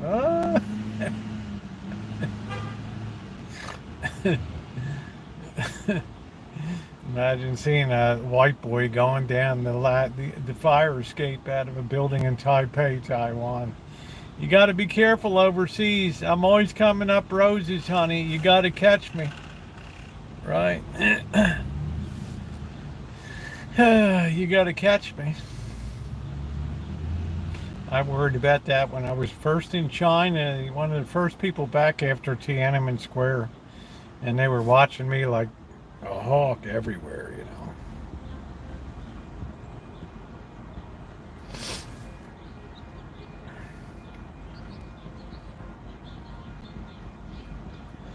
Actually, I'm shocked to find that gambling is going on in here. I don't know, there must be something wrong with me. I never really liked the movie Casablanca. Just wasn't my, I liked the Maltese Falcon better than that. Because it had Sydney Greenstreet in it. Yeah, I'll do one, Ronnie. I'll hop aboard. I got to make sure the meter maid's not going to nail me while I'm riding around blissfully. I'll have to park in Chevy's with the thought police, yes. Especially because I spoke Chinese, that made me a great internal threat. I remember one time I'm up on the Great Wall, and I was really lucky because I had a, I had a, I don't want to call it limo. I had a private car at my disposal, right? And they would ride you out to the Great Wall. It was like 28 miles or something from Beijing. And you're trying to go around all these hay carts pulled by horses and all. She's, oh man. So at that time I was smoking, and I'm up on top of the, we're having a great time. I'm up on top of the Great Wall, we're slapping skin, we're looking all around. I got to get the book of pictures and stuff that I have tons of pictures from my time overseas and stuff. We're up there slapping skin, right? We're having a good time. And man, I'm looking at the side over the hills, like Clark Griswold. And all of a sudden, this Chinese PLA, People's Liberation Army guy comes up next to me and just takes a cigarette right out of my mouth, right? And so I'm looking at this guy like, really, bro? Right? Just gonna take it right out of my mouth, right? And really? Like, I'm from Baltimore, right? I'm starting to like, okay. And I turn around, and here comes the ambassador from Nigeria is coming up the wall, up on the wall, and I guess you're not supposed to smoke or something, right? And he just, I'm like, okay, man, right? And right, okay. And I'm just supposed to stand at attention on the side while, the president of Nigeria comes up the Great Wall. Or what's up? Another time I'm in Sichuan province, way out in western China. And I just got off a plane, like lucky I survived some Russian Tupolev prop plane trying to get over to high altitude. And I'm shaking. I had to have a cigarette, and I'm finished smoking it, and I put it out on the ground, and some little Chinese guy runs up to me, and he's like, whoosh your fud, 50 cents, right? And I'm like, what are you on about, mate? Right? In my Chinese, it's like, yeah, he's telling me, I gotta find you 50 cents in 50 cents Chinese, which is like 4 cents, because you put your cigarette out on the ground. Okay, dude. He had his job was just, he had his little ticket book, and he would just run around and write people tickets there for things that they, infractions, just crazy stuff over there, man. But I did get to see the Wulong Panda Preserve there, which was pretty cool. And I had some real great food out there, but I wanted to get to Chongqing, but I didn't get to Chongqing. Chongqing. I'll need about $3.50. Yeah, he was like, he was insistent too. I'm like, get away, man. First, I thought the guy's like begging for a couple. At that time we had FEC. You didn't have the yuan. If you were a foreigner, you had FEC, which was foreign exchange currency. These weird little notes, and everybody liked to get them because the black market price for exchange was really high. Oh, you got FEC. FEC. You want to change FEC? Like, dude, I'm already potentially in enough trouble just being around here.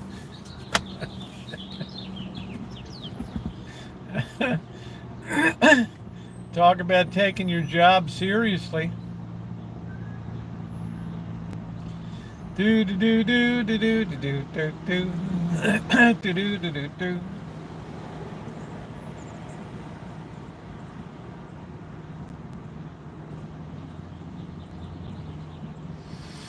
Oh, the stories, the stories, the stories. Nothing like traveling on a Chinese airline at that time.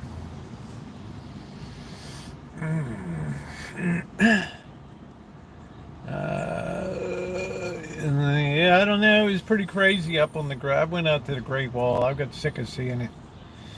Everybody that came to visit wanted to go out to the Great Wall and the Ming tombs. And the thing is, it's the reconstructed Great Wall. It's not even all the original sections. A lot of them are mostly people already removed all the blocks and crap. Must be a hoot traveling. I'm a riot, man, if we stay out of trouble. Like down in Mexico City, I really redlined it with Cab TV. I'm surprised we weren't snatched and just executed. That was no place to fool around with, camera and raising my little GoPro up on a stick over the crowd. That was it, man. That was the straw that broke the camel's back, and all of a sudden they're walkie-talkie guys, and all descended on us all at once. And I'm like, uh-oh.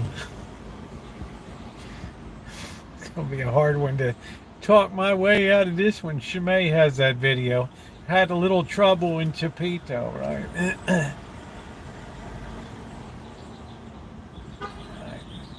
Sometimes that was awful stupid, guys. Awful, awful stupid. Just like in Vegas, I won't take Monkey Boy or Mr. Z anymore. If anybody's gonna get shot up, it's gonna be me alone. Yeah, I'm not that tall. I mean, 5'7".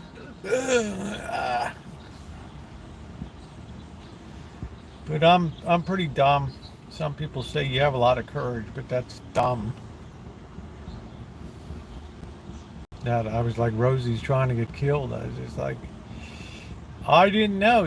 If somebody tells me, man, this is really bad, right? You gotta be.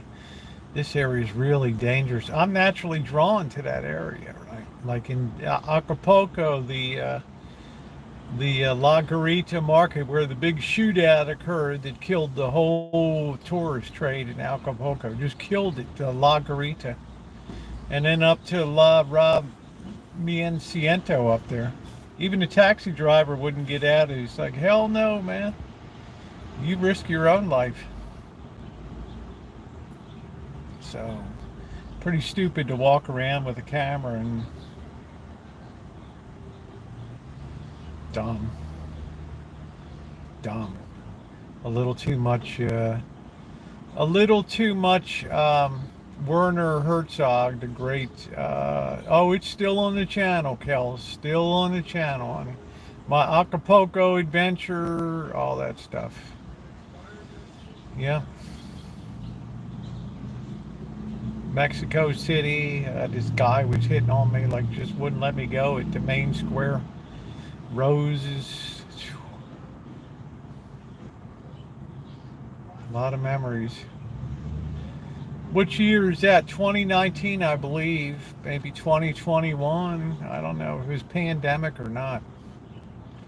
Near Rosario Beach. Yeah, Rosario Beach could be like that. The Tunnel to Doom. That could be on tomorrow's. I'm not sure if it's going to be on tomorrow's agenda or not. Ooh, ooh, ooh, ooh. I have playlists down there, Kels. There's one for the Mexico trip. Everything is in a playlist down there. Maybe 2022. I kill Herzog to one over. Yeah, I think so. There's Tepito.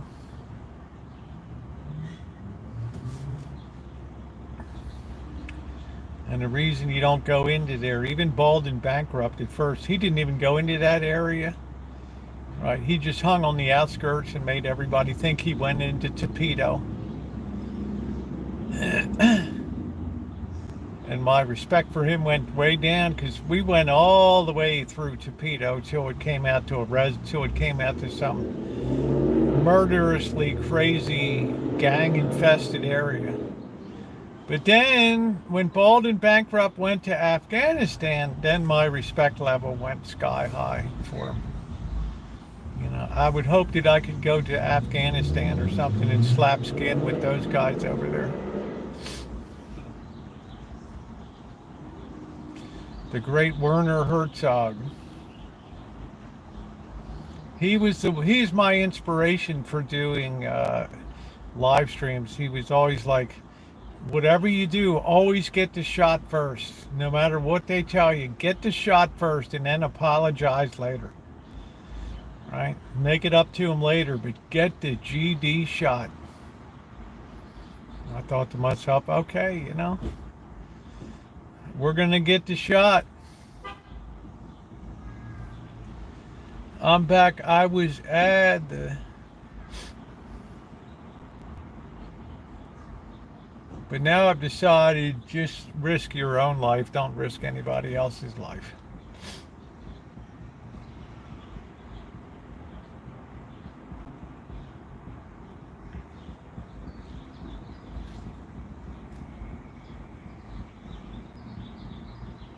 Well, everybody thinks that, but people are less inclined to violence than you think.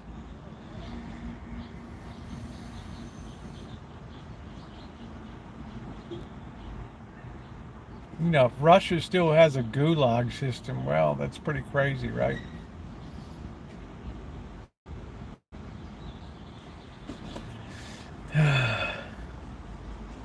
Yeah, Afghanistan, you should go looking for big meat in Afghanistan. Let's have some big meat.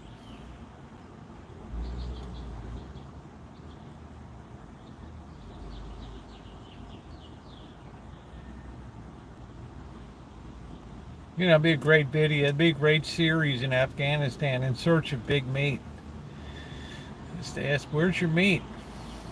We're having a goat tonight. We're going to have some mutton chops. Okay. Count me in. Flame broiled mutton. Did you check on the food pantry for St. Joseph's? I did. I just was ashamed to come on here, Catherine, and just kind of hit it because people have been real nice, but it's coming into June now. It's pretty depleted. It's just unalive 3 surfers, not safe. Yeah, especially the coastal areas. Especially the coastal areas. So, yeah, went all over Mexico. Right. Well, with Elvis Travels, San Luis, Mexicali. What else? Los Algodones, Tijuana. And then with Cab TV, we went to Ensenada, which was really great down there. And then later we went to Mexico City and Acapulco. Ooh, I'd go back to Ensenada. It was wonderful. Just wonderful. There was this place that was like a French colonial restaurant in the heart of Ensenada. And you went in there and it was like something out of a New York banker's club, right? All the walls were mahogany, beautiful wood. All the waiters had a vest on and ties, and they had the silver carts with the lift up tops going around. And it's like $8 breakfast. You're like, wow, man. Right. Everything's like half the price it would be in the U.S. And of quality is really good. What's up, Carrie class? How you doing? Ensenada was, but I did another stupid thing there. I went into, I don't really think Marshall was arrested. I think that's nonsense. She wouldn't know. Uh, I took a taxi ride in Ensenada. I didn't know where the hell the guy was. I was just take me to the wild, crazy area. And here we go, off in a minivan. And I get to some guy that wants to be in movies with me, and I know what kind of movies he wants to be in. And here we go off into the countryside. I videoed that. That was crazy. Just stupid stuff I've done. Yeah, if Elvis Travels was taken captive in Mexico, nobody would know about it on YouTube. They would be the last people to know about it.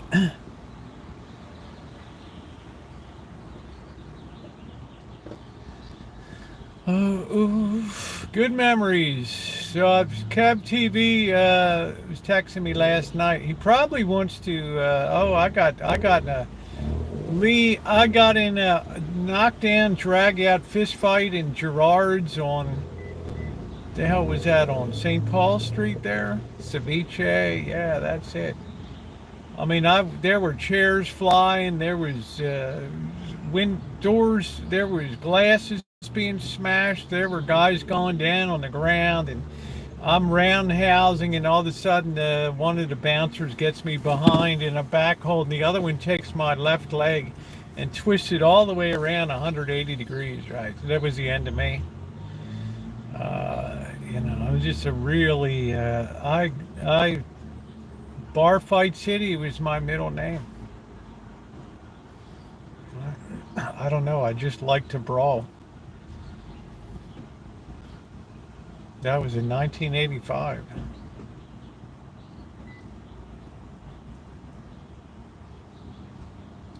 If you were from Baltimore, you were a brawler, right? Typical day, that's it. No, we just went down to Ensenada. Otherwise, we flew down to Mexico City, then did a night there, just overnight, and then it was cheaper to fly over to Acapulco. The airport at Mexico City is magnificent. It's enormous. It's 1 mile from one gate, from gate number 1 all the way to gate 99. It's like 1 mile. And we were on a discount airline, was very good. We flew to Acapulco, spent, I don't know, 5 or 6 days there, and then flew back to Mexico City, spent 5 or 6 days there. Yeah, ceviche, I really pushed the limit. 2 times I had ceviche. The second time kind of blew out my bowels down there. 24 hours down and out. So maybe Kev wants to go to Honduras. I don't know. I'm up for a little bit of adventure. Oh, I had said, Kev, man, you got to get me some Pedialyte or something, bro. Like, it's going out the back end as fast as it can go, the front end, I'm like, oh, wow. Well, it depends. There's a channel on here, Magda, it's called Jerry Brown Travels. And it's this, looks like he's about a 75-year-old American guy named Jerry Brown, and he's got a wife from Cambodia or something. And they live in some area, and they decided to drive into Mexico City. And about 10 miles outside of the outskirts of Mexico City, now here's what they did wrong. When you drive in Mexico City, because it's like the second most populated city in the world or whatever, so the traffic is fierce. It's like 20 million people. Right, I think Chongqing in China and Mexico City and Tokyo vie for like the 3 biggest, in Shanghai. But you're supposed to alternate the days that you drive in according to your license plate. Well, here they come.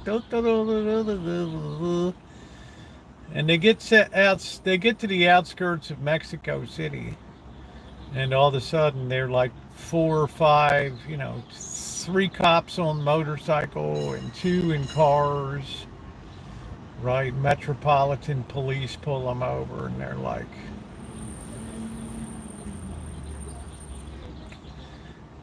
and the guy's like, how much money you got? And he's like, we got a couple hundred pesos. The guy's like, I want the equivalent of like 2,000 US dollars. Now, what are you going to do? Now, this time they're crapping themselves in the car and they're trying to grab everything they can get their hands on. And the guy's like, that's still not enough. Right? Because they know you got a secret stash. And finally, at the end, they got up to about $1,500. And the guys told them, just get going. No, you go to Mexico, but fly in and take Ubers and stuff. The Ubers were magnificent, and Subway's magnificent. It's an easy city to get around, right? Great subway system. Comfortable. It's cool. It never really gets hot. The biggest problem is high altitude down there. I own 3 handguns. I'm licensed to conceal carry.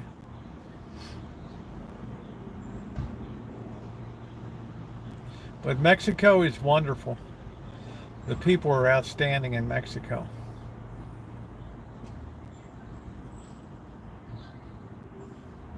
But they're really getting tired of the number of Americans going into settle in Mexico City and places like that. If they are, this guy retracted his message. If they're crowded on you drugs. Well, you pay up, carry class, but it usually happens when you're driving. Now, I was doing videos in Tijuana, and of course I had a run-in with the Metropolitan Police, and the guy came running over to me. I thought he was going to smash my cell phone, and he's like, no, no pictures. Of course, I'm like Werner Herzog. I'm still rolling the, it's still on record.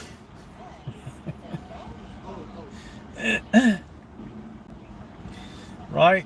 Just remember the great Werner Herzog. Get the video first, get the footage first, and then worry about it, right?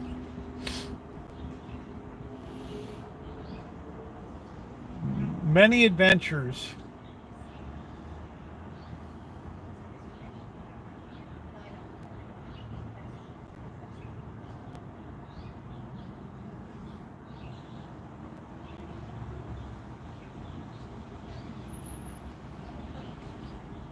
Many adventures. All right, let's go down and look at some cars. Yeah, they came up with $1,500. They wanted like 2,000. Finally, they just told him to get the hell out. Go ahead. So they were worried, how are we going to get out, right? We're going to have to go contact the American embassy to get some money or something, because you don't really know it, because they don't generally advertise it. But if you get into trouble in a foreign country, it's the American embassy's responsibility to get you back home again. All right, what are we waiting for? Are we in a parade? What are we doing?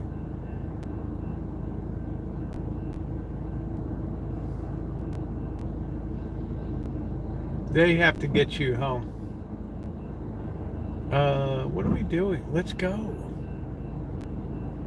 Come on. What is wrong with you? Doggone.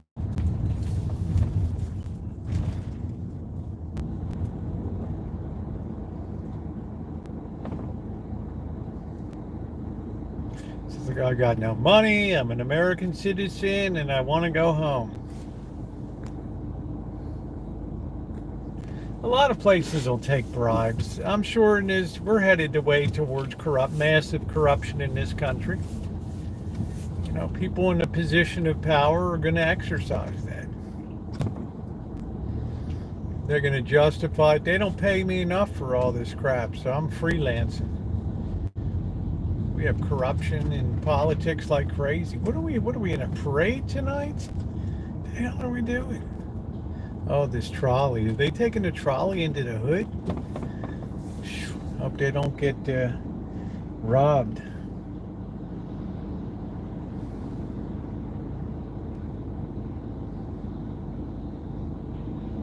This country's leaning towards heavy corruption.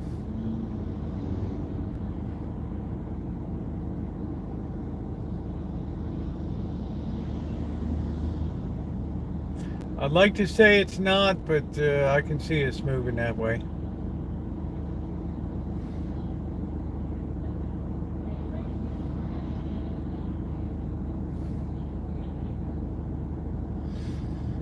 I don't know.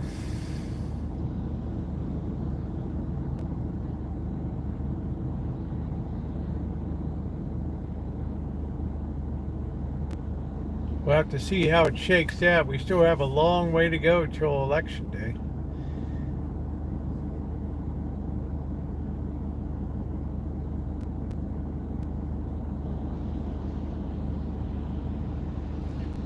I think June 27th is the, yeah, Lee, this is a long line. I think June 27th is the first debate.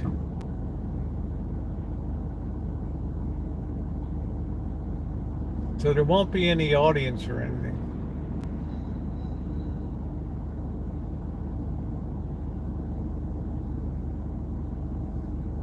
You know, I wish the president well. I wish former President Trump well. I mean, it's up to them, not me.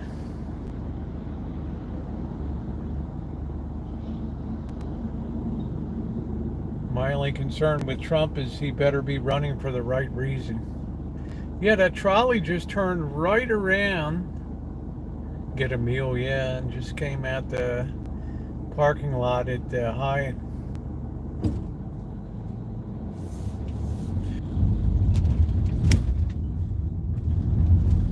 I thought they were taking the trolley into the hood.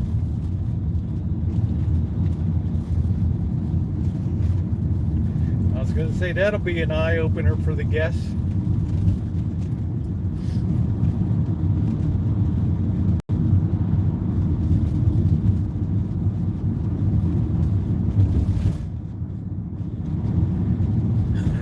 Light of my life on Moonlight Bay.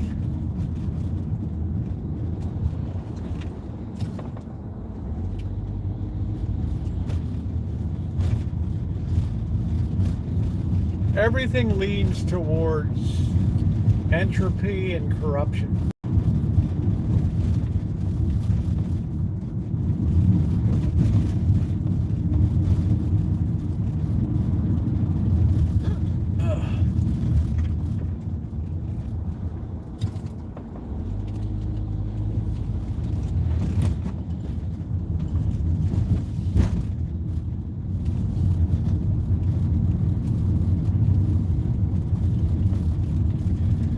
But if you're driving around Mexico, then, you know, except for the major highway, there's a really beautiful highway that goes down to Ensenada. When you cross over Tijuana and you get on that highway, it's beautiful. They stop you every 10 miles to collect toll.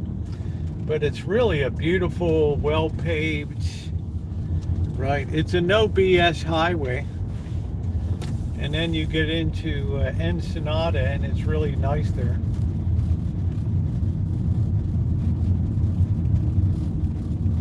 Living in a cave, brother.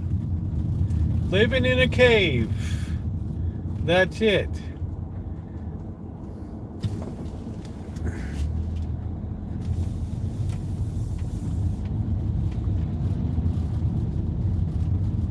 Well, send me the clip of it or whatever.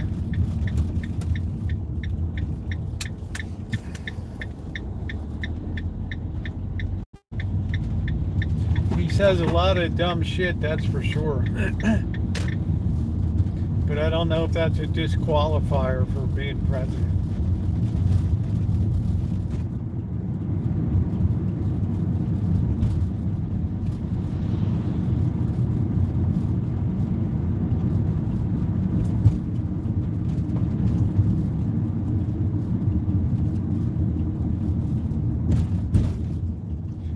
to remember to get some 1-ton wrappers on Saturday.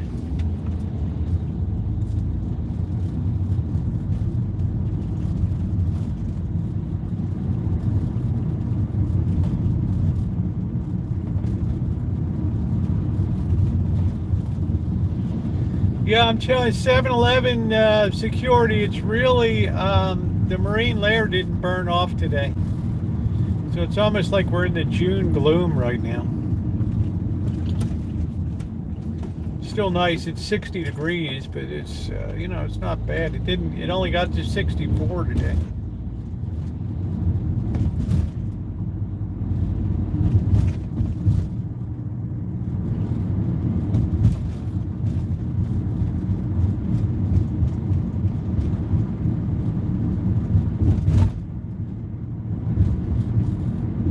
There's the Core-Mark guy. There he is. He's taking up the whole freaking parking lot.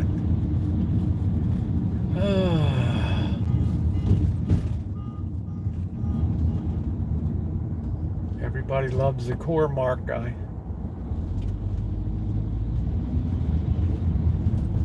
This hood is really gang infested down here.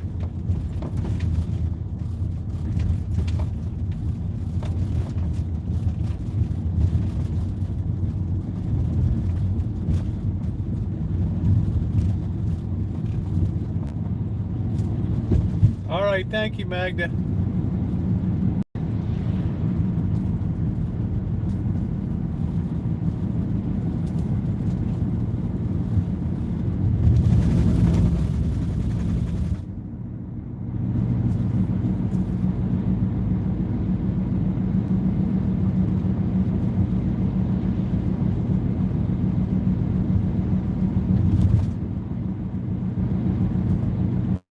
I think we're still in spring here. There's that dreaded DMV. Oh, spent hours there, and I didn't even have to have it.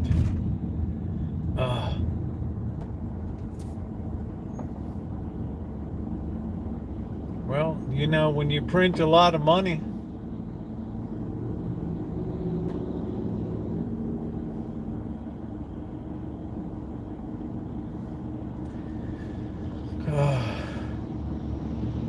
seems to be our greatest industry now is just printing money. You talk about Keynesian economics gone wild.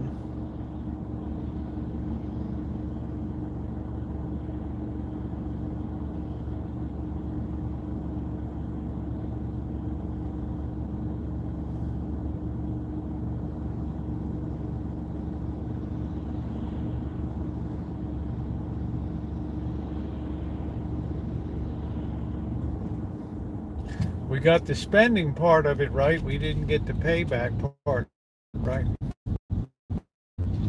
Because that's counter to democracy. Unless you live up here. All right, let's see what we got. We got the Hyundai. Let's see, where are we going to be?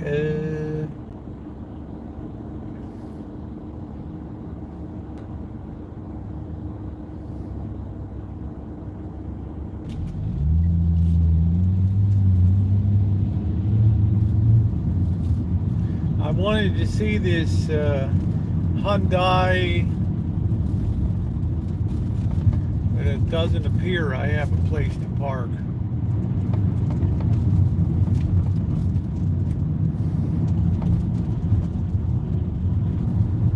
We'll have to turn up the other direction.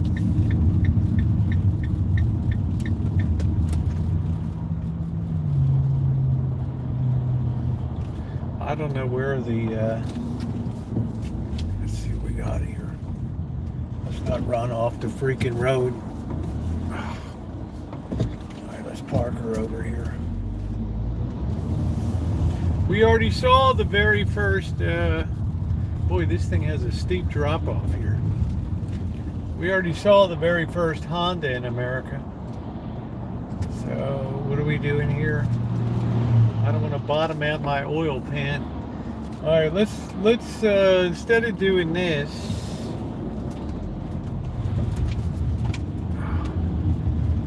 terribly dumb of me. Let's pull in here.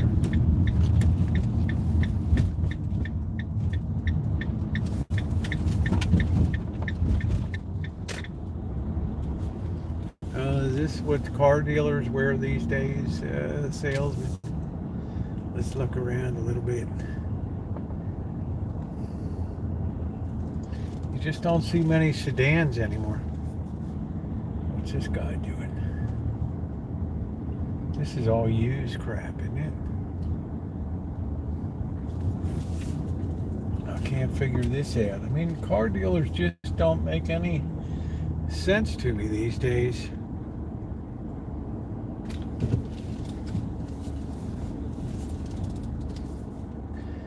You know, just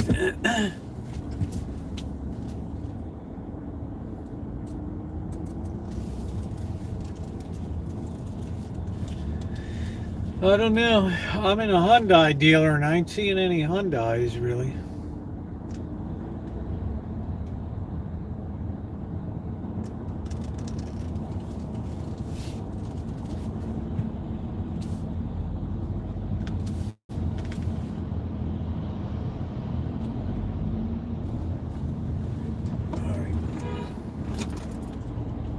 Yeah, go ahead, dude. Don't mind me. Cut right across my bow like that. Couldn't wait 5 seconds, right?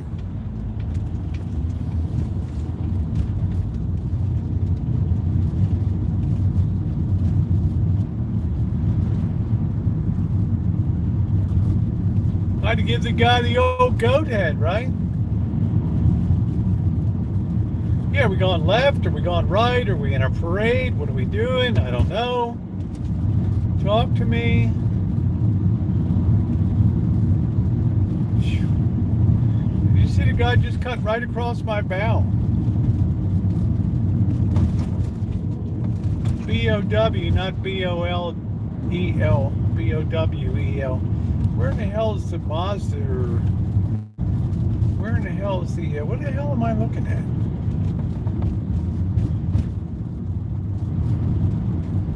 Got this guy all over my rear end here.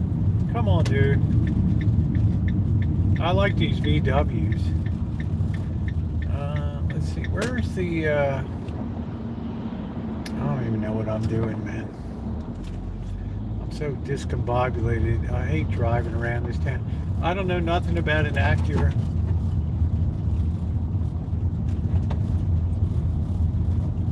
Subaru. I just smell expensive.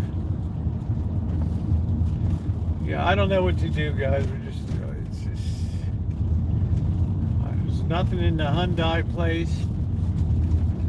I think the thing to do is my program's getting all cocked up right here. Subaru. Boss likes his Subaru. All trucks. Where did all the sedans go? Everybody wants crossover vehicles.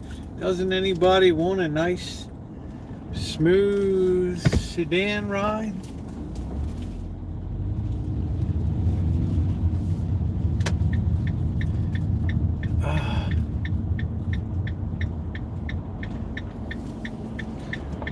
It's a well-appointed Honda. Man, who can see past the mailbox here? Really? Man, this road is really bad, guys. Really bad. We got the... I like the VW, but they're probably an arm in a butthole. It looks like everybody's just got used cars on their lot. I don't understand it.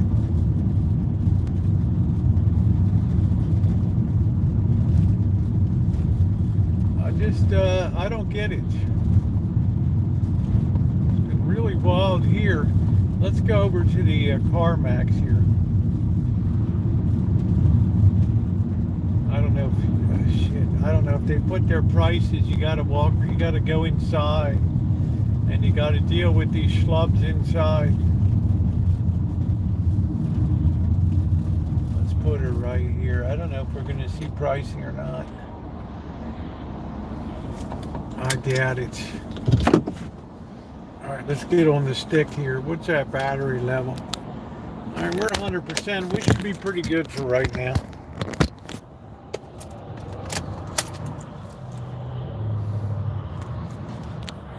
We have, VWs have a lot. What is so hard about electrical stuff? I don't understand.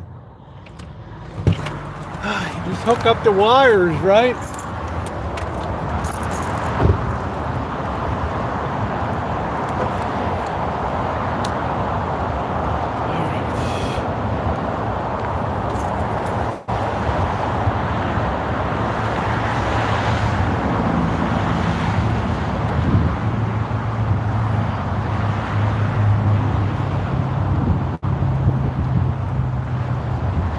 Let's schlep in here.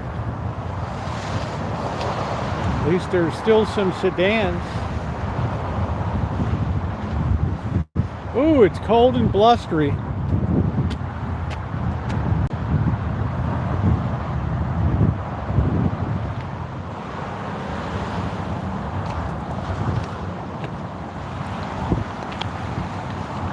Get nutted by this gate.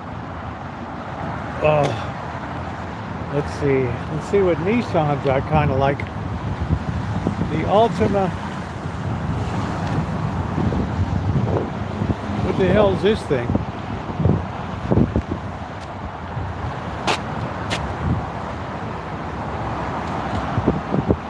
Yeah, that's...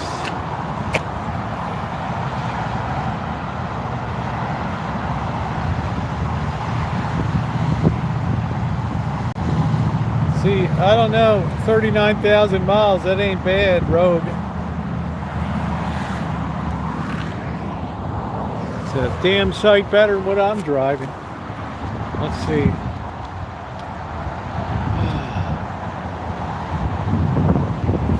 It's a nice CRV.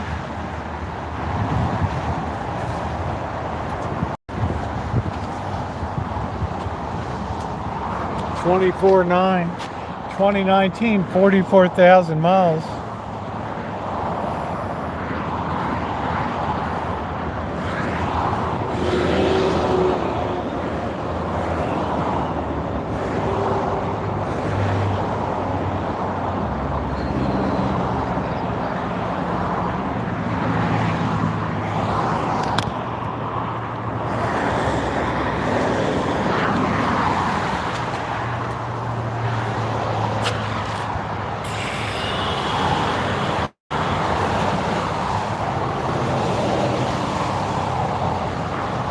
Service contracts suck. They're third party stuff. Nobody ever honors them. Yeah, CRVs are nice. 2015, 90,000.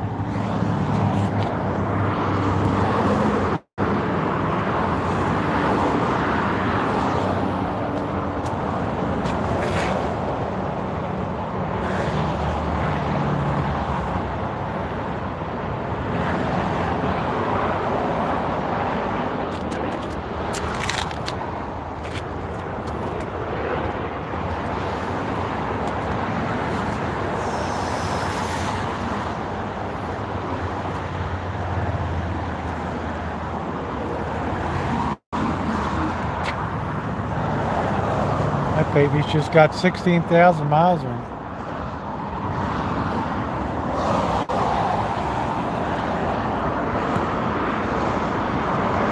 I need something the ladies be like, whoa, Rosie is the cat's meow in that baby. Let's see.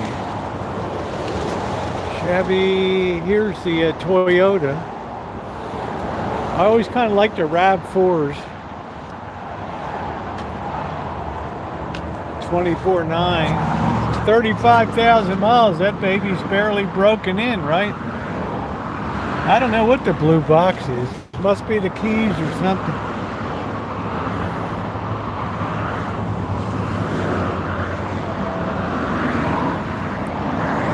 Man, that baby's, the seat's still warm. But you can get a new one for what? I don't know. executive vehicle. What we got here?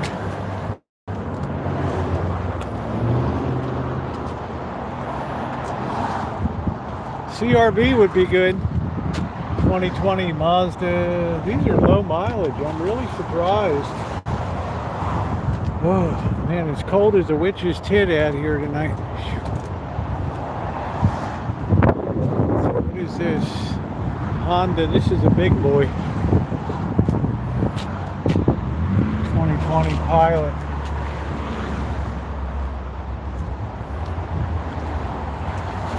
A lot of CRVs here. Yeah, so you're not really, you know, 30,000 for a new RAV.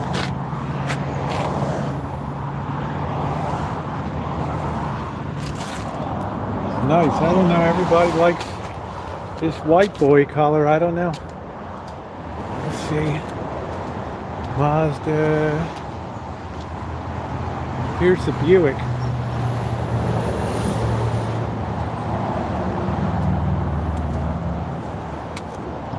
Always like Buick. 65,000 miles.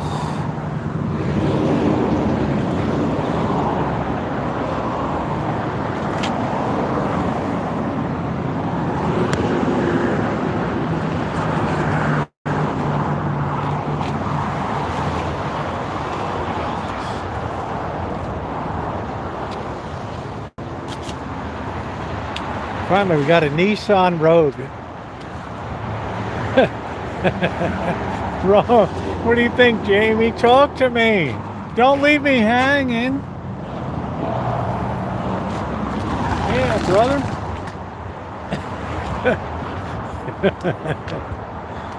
Oh, this is nice looking, the Escape.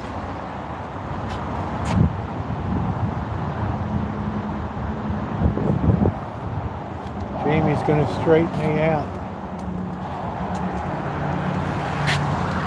51,000 miles.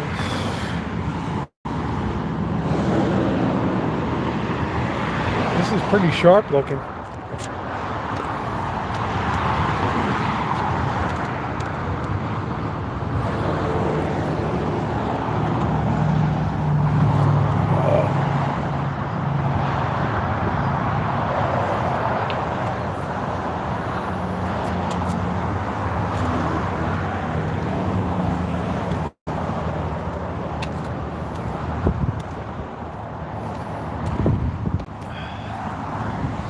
Sure I don't nut myself here.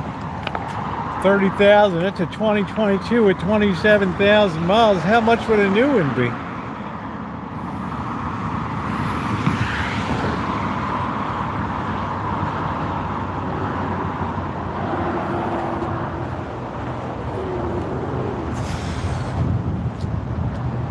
Here's another Toyota. I kind of like the color of this. This is like a chick magnet right here.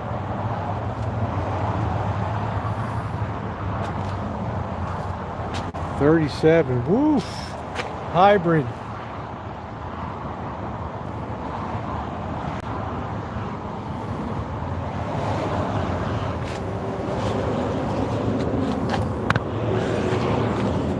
That's a lot of chen, as they say in Chinese. Oh, it's freezing out here.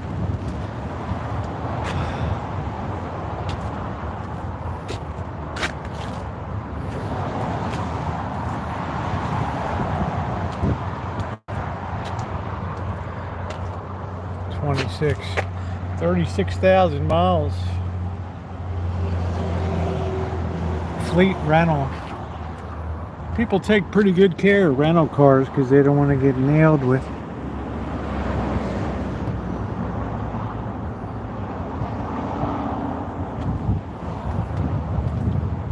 There's a VW.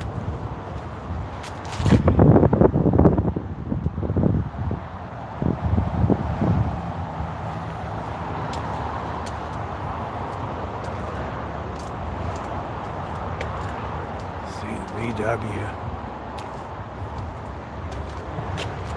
Tiguan.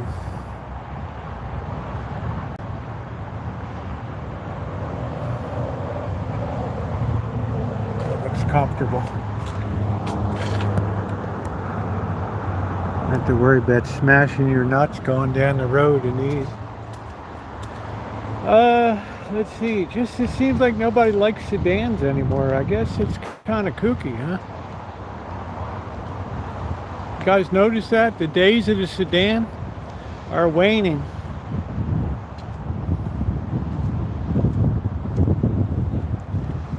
Okay, here's the Hyundais here. Let's see.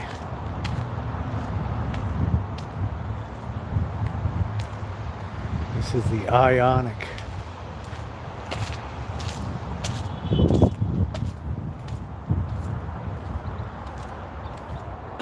Plug-in hybrid. 34,000 miles.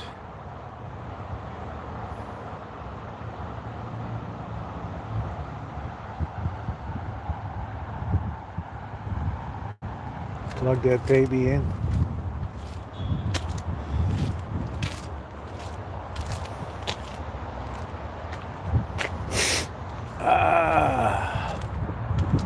Here's the Nissan. This looks pretty cool. Look at this baby.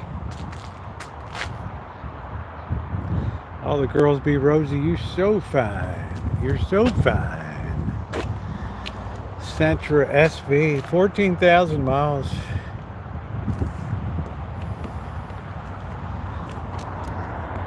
Everything you get, Jamie's about center console these days. I mean, you better learn to love it, brother. There's 2022. These are 39,000 miles.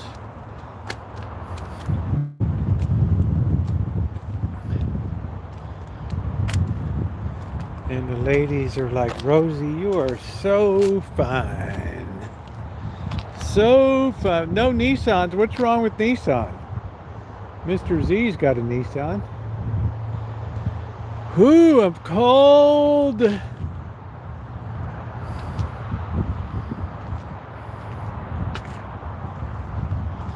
What's wrong with Nissans?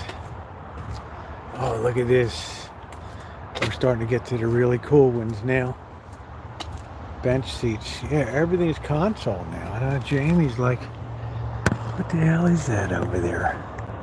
It's got some weird divider right there. 30,000.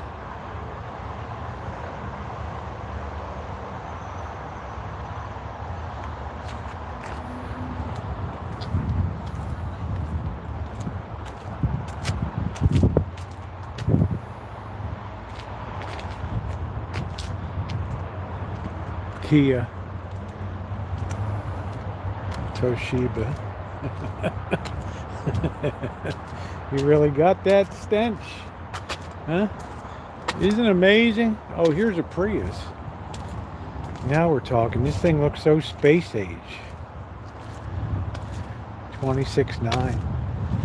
2020 with 18,000 miles.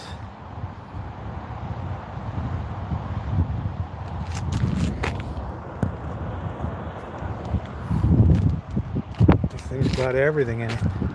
Front seat heaters.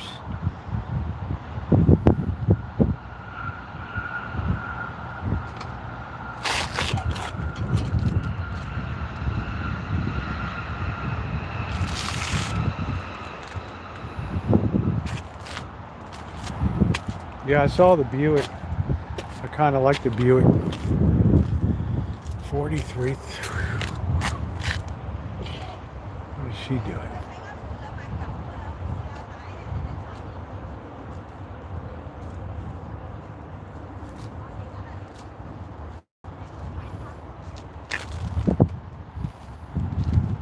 I just haven't seen something that really says me yet. Look at this sleek baby. Best A car has a bench seat. Good luck these days. Tanya.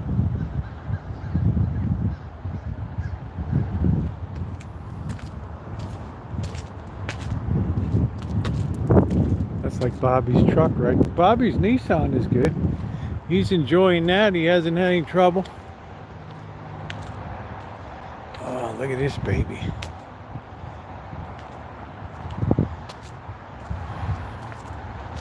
2020, 18,000 miles.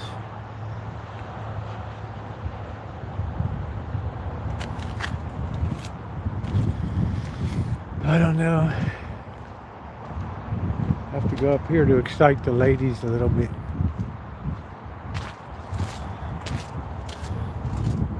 Oh, Rosie, you are so fine.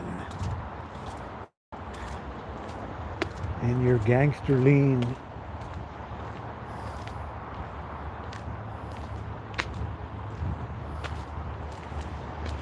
That's a rag top. 29.9. 4,000 miles on this thing. Damn.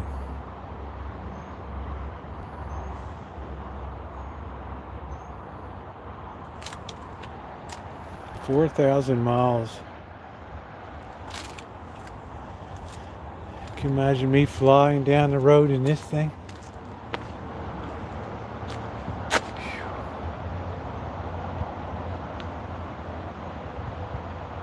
My whole life is one of prestige. Look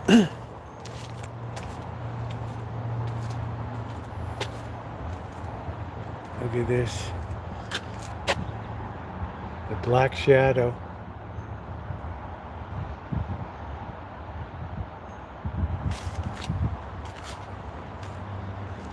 Alright, maybe we should get a Mercedes Benz. This is starting to get the chicks excited. 22.9, 66,000 miles. Can you believe it?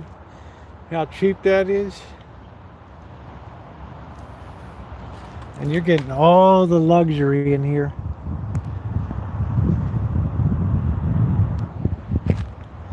Leased vehicle.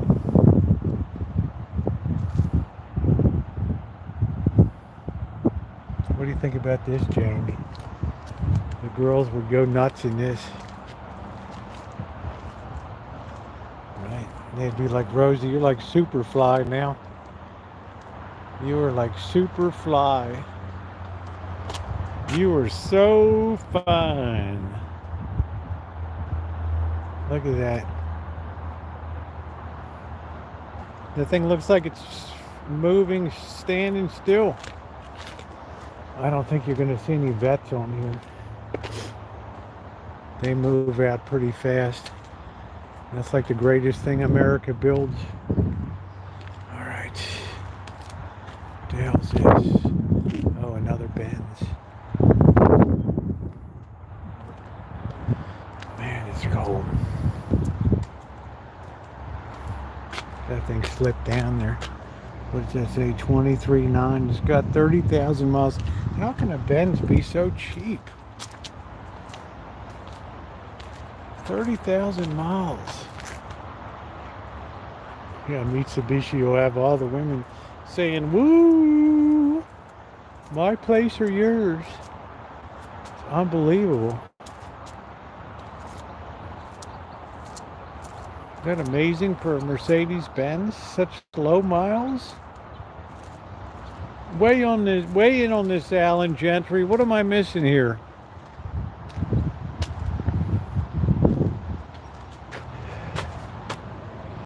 $23.9. It's got 30,000 miles. Damn thing's got real leather seats. Mercedes just seem to have crap resale values. What's Catherine saying? My Pathfinder has a 20. I want my train. My Pathfinder is a 2. Then, yeah, I was going to say Bobby loves his Nissan. Expensive to maintain, but good Lord. Right, I'm waiting for Alan Gentry to weigh in on this.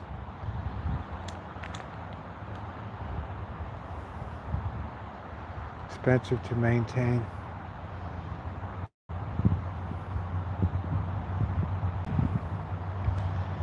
Yeah, I mean, that would impress a man to hug and kiss, right?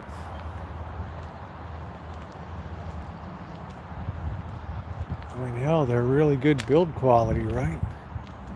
Safety, I mean, if you get in a wreck with a Mercedes, you're probably going to walk away, right?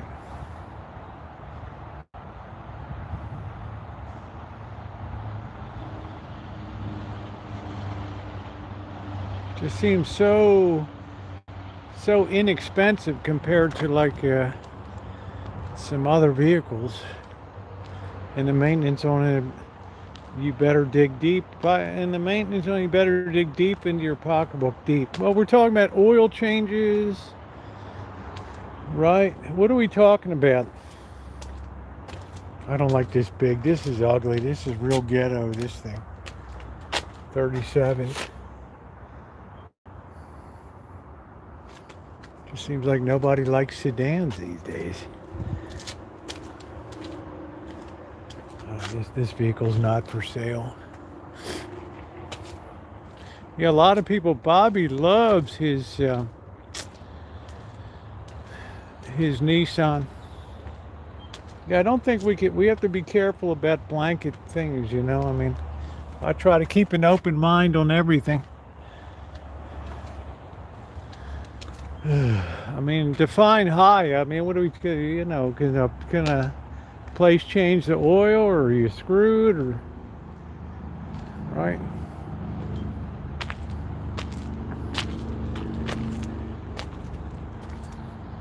Tesla. I don't want a Tesla.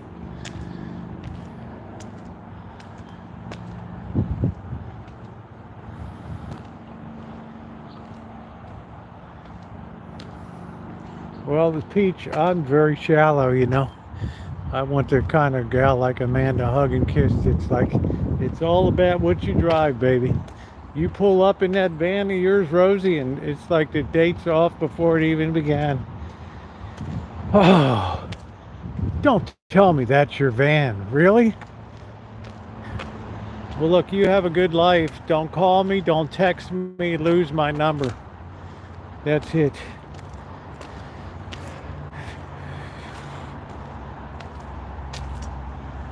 $20.15. This must be high-end S550. This is the big boy here. Don't call me, don't text me, lose my number. They start falling apart. I need somebody to car shame me.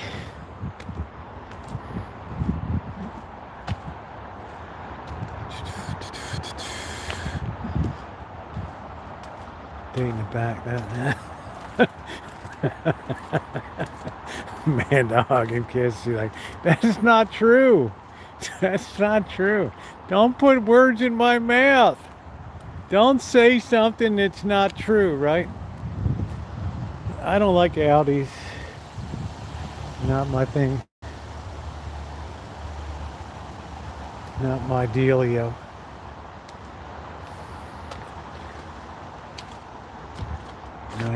This only has 39,000 miles on. These Subarus are pretty much bulletproof, aren't they? These are like the gassy grandma's preferred. Right. Gassy grandmas are great. Oh, bloody hell. How do you sell a car to a dealer with 102,000 miles on it? Really? And they're going to take it in.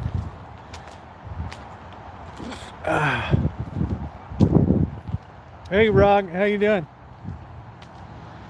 Raj. This is pretty cool looking. This is a Civic. 18.9. Alan Gentry will tell you this Civic is just getting broken in at 59,000.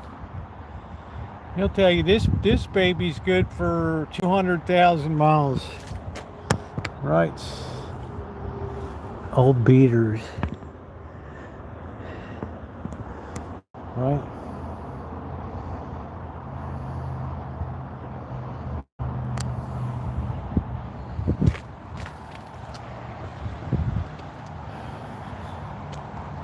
It seems like a good place to buy a vehicle.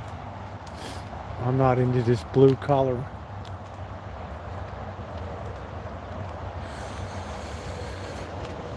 That was good. Never felt a bump in the road. Yeah, that's cool, Sherry. Did you like riding in it, or? I don't know what this looks good, kind of luxurious here. Is this the Accord? Now we're talking. I just don't like the white boy color. This is a hybrid. 5,000 miles. Wow. Yeah, where's my McLaren? Exactly. What do we got? Here's the Accord here. Yeah, now I can see myself in this. I don't know, about 128,000 miles. This Alan Gentry will tell you, yeah, it's good for you, and I'll buy it. That's good for 200,000 miles. No worries. You got nothing to worry about there. I like the Accords.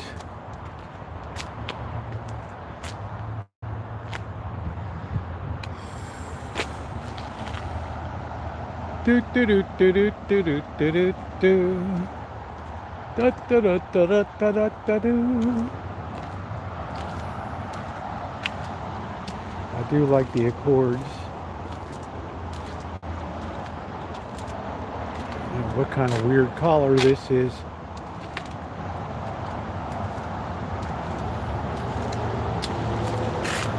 Oh, this is a Camry. 13,000 miles for 34,000.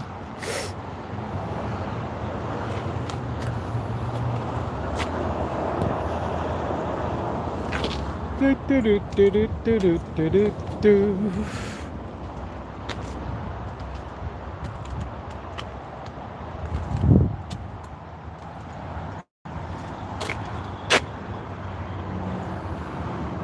You got to have Alan Gentry weighing in on this stuff. I think the Mercedes-Benz is the most intriguing thing I saw. But suppose I got roped into some huge maintenance thing, then I'm really screwed, right? 2019 Corolla LE. Anything would be quieter than my van, right? Do do do do do do do do do do. This is a nice looking sedan here. Older hippie males. You gotta watch out for those old freaks.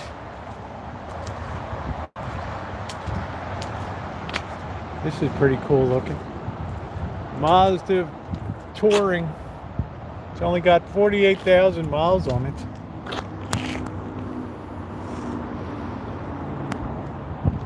That's nice as a touring vehicle. My van is very loud inside, but you don't really notice it till you ride in somebody else's sedan. And it rattles your nuts a bit inside too. Do do do do do do do do.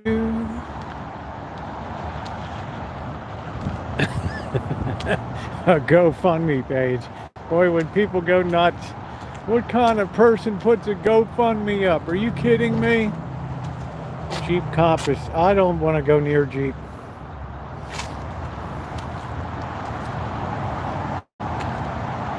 Do do do do do do do do.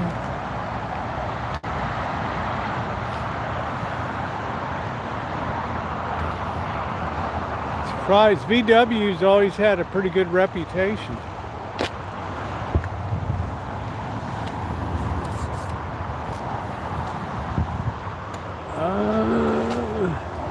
I appreciate you guys weighing in. This only has 22,000 miles. I mean, what the heck? There's a lot of room inside of this thing. Right?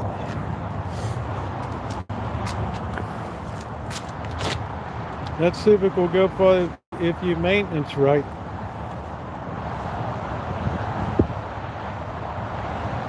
Well, this has been eye-opening.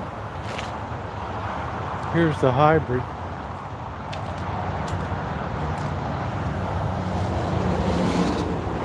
This one must not be for sale.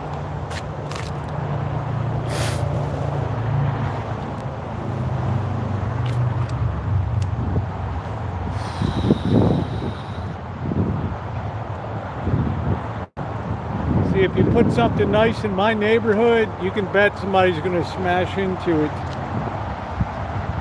Here's the Equinox.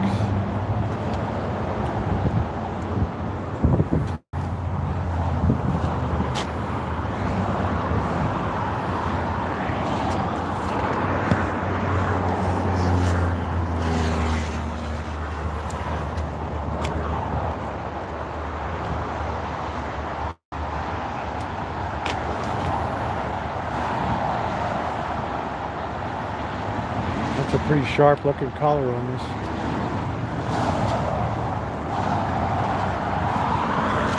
$6,000 miles, 26,998. It's almost depressing to go back to the van.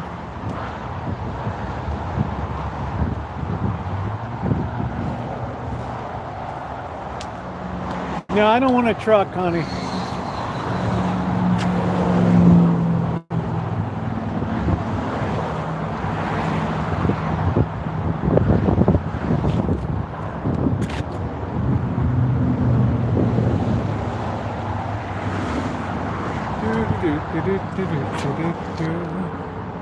Now, Gentry says this 2019 has CarMax is way overpriced. Wow.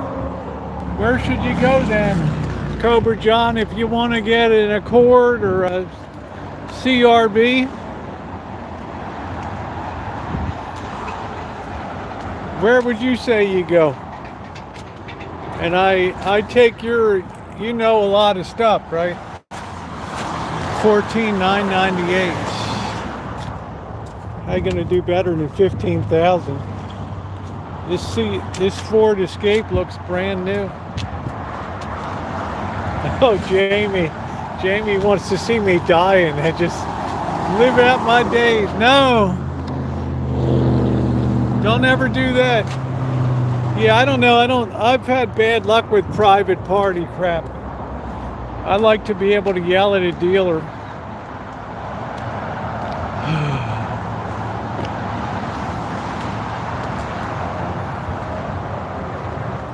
Wow, I just don't understand. You guys, really, they're a ripoff, huh? Who would have thought?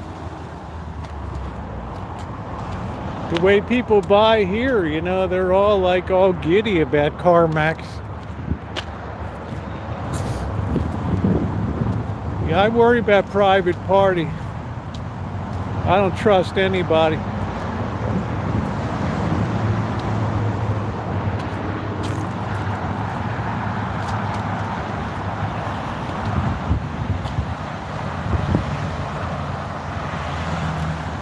Yeah, trying to find somebody to check it is an issue, right?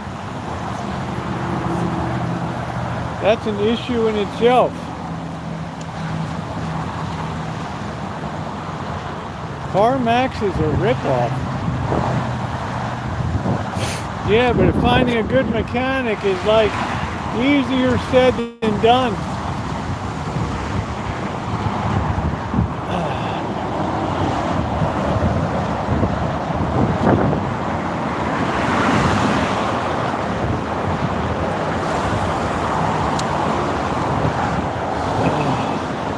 Here's Jamie's favorite.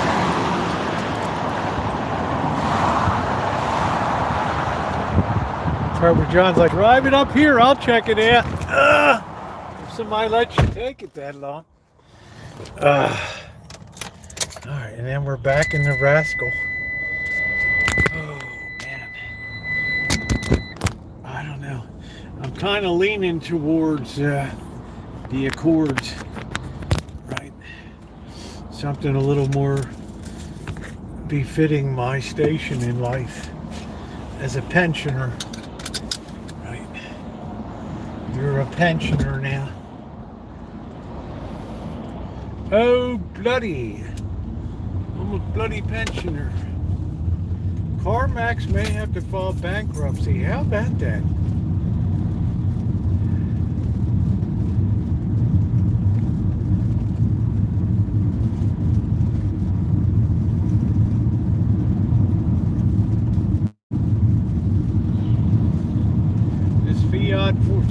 3.4, still rolling good. Accord seemed like they would give me a very nice ride, like it would be comfortable.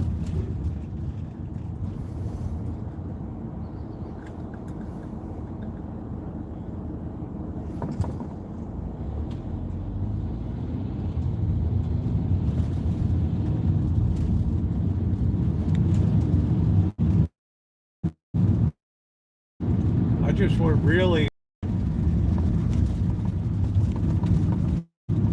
this thing continues to run beautifully though.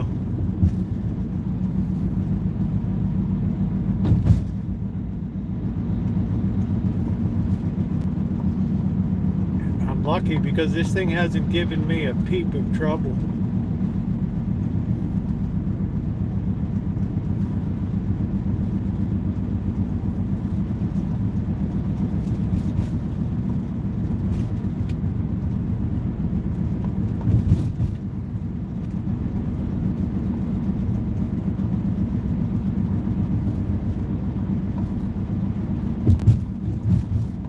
Yeah, thank you, Angus.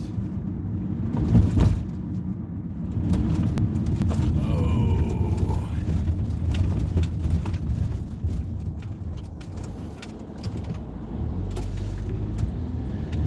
Yes, the Accord has a lot of appeal to me. Probably more so than a Camry. I kind of like the CRVs too.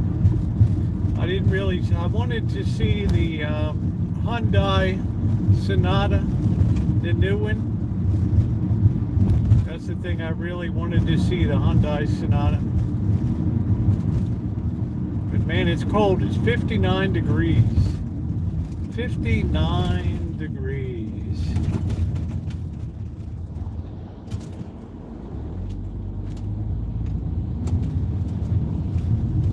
Honda Accords are all... Oh, I know. I've been in Hawaii. Surprisingly, there's quite a few Cadillacs in Hawaii.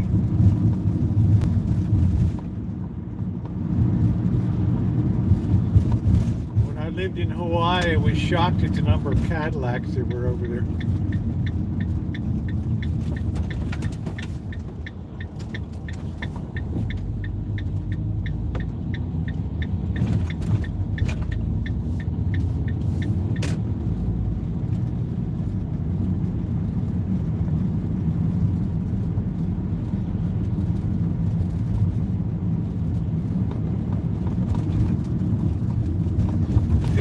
Degrees. I knew it was getting colder.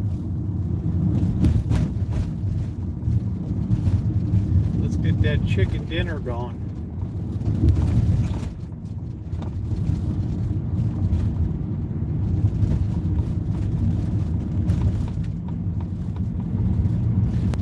I don't touch anything. I'm not the moderator. You'd have to ask I don't moderate my chat. I've never seen you in here before. I don't know. What am I, a mind reader? Why ask me? 80 here. Must be somebody new. I don't moderate my chat.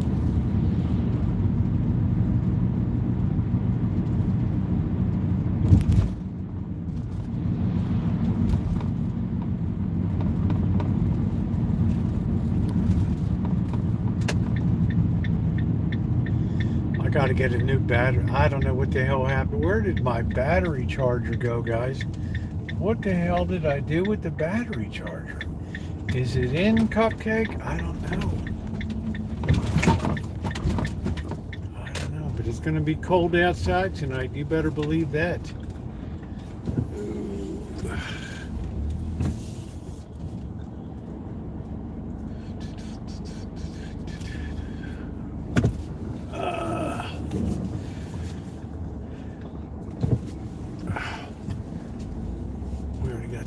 Unfortunately, birds refund check had not arrived yet. Probably come in a bunch in one day. They've been processed. If you're asking about the legal status, Google was your friend. Look it up on Google. How would I know? All right, let me throw this away.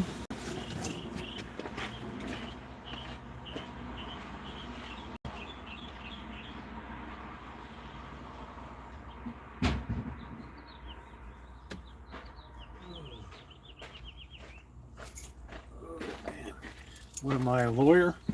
Oh. All right, here we go.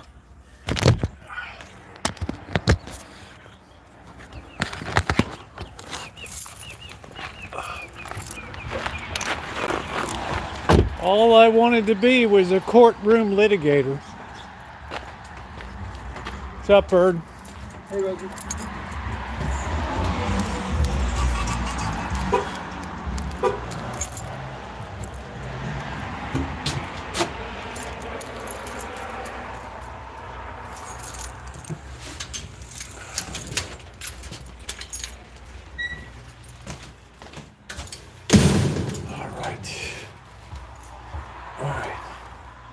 Yeah, I just wanted to be a courtroom litigator. Look at how I've been cleaning everything up in here. Right? Really getting stuff cleaned up for spring cleaning. Right?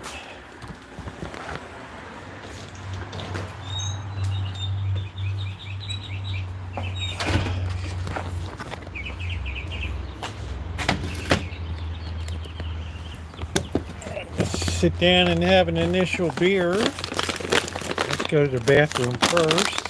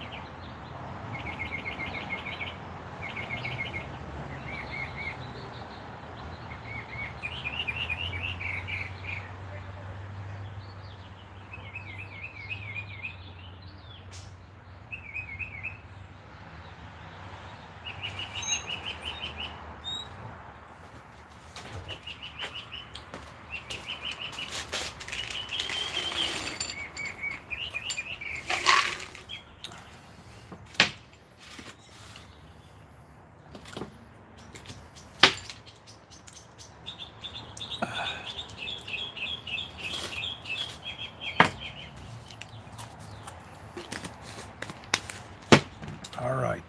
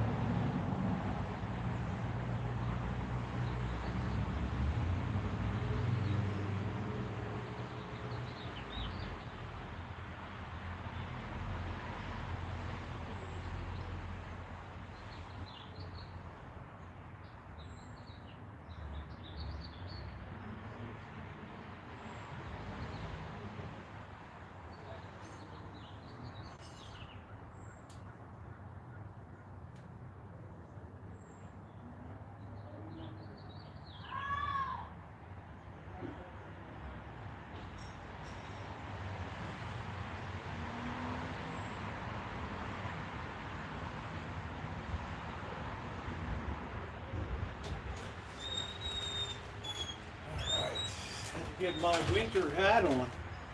This over here. Ooh. We're still in winter.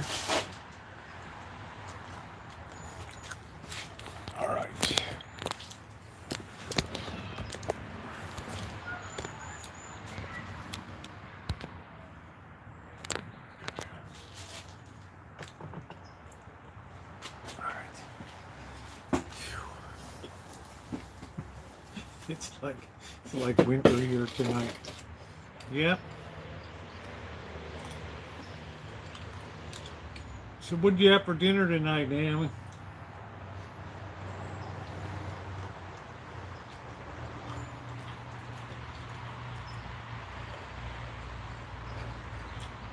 I'm getting ready for another year at Macy's.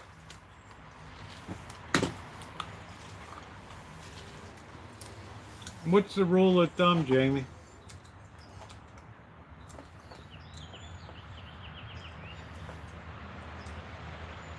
Caps lock is on.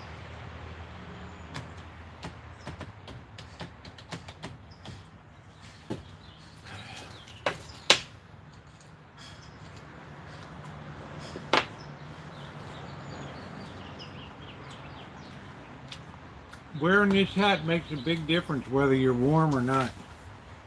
All right.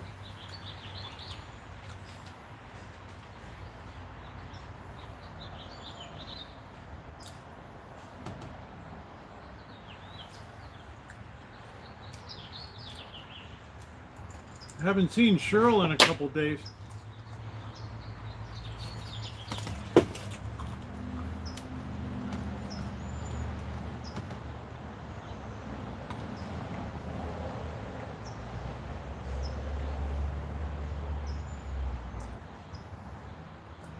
Meatloaf for Din Din. All right, let's see. All right, let's get on the channel.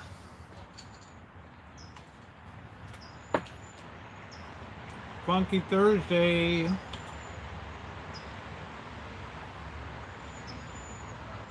Summer at the Green returns to Wild Hall and Lawn at Sonoma State University's Green Center with the... All right, when current car is costing you the payment on another car 3 months in a row. Huh. Oh, it's freezing here. It's 57 degrees.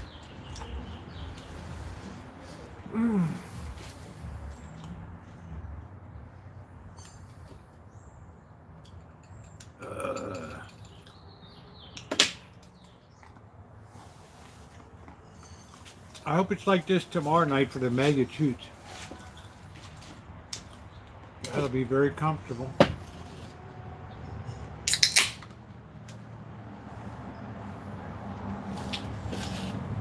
Cheers, everybody. We have to definitely remember to get some beer tomorrow night. We're stuck on driving manuals.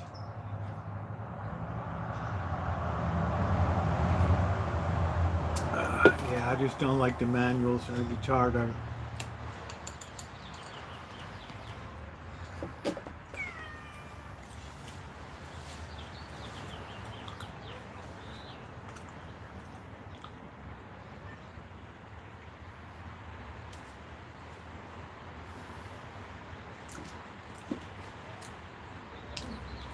My days of manual, I've had enough manuals.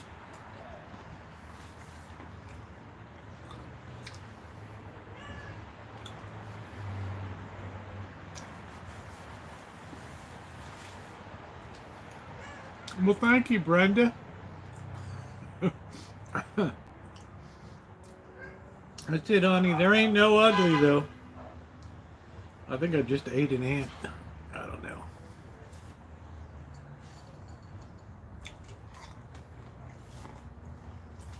Hey, Cindy.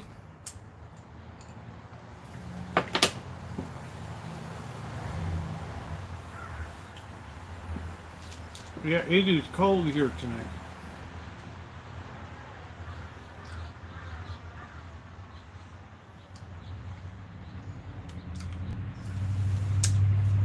I have a bad left knee from that bar fight, so after a while I just got tired of the manual.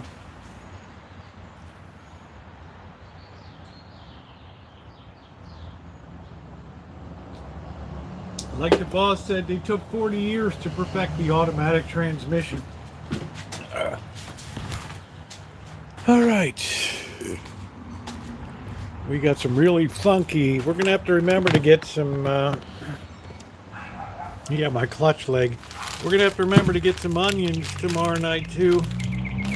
We got some chicken.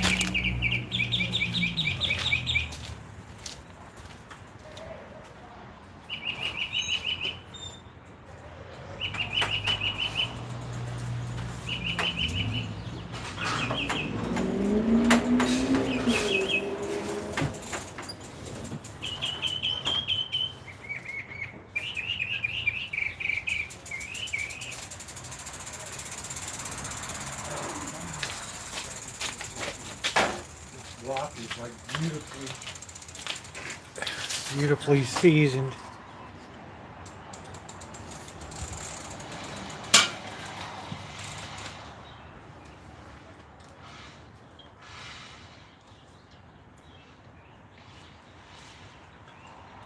Heart healthy oil in there.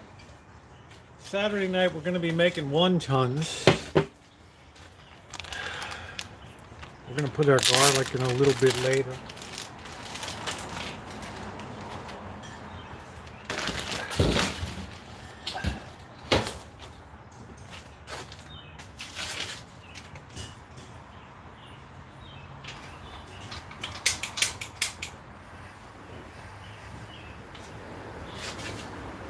Once we let it cook a little bit to get firm, and then it's a lot easier to cut.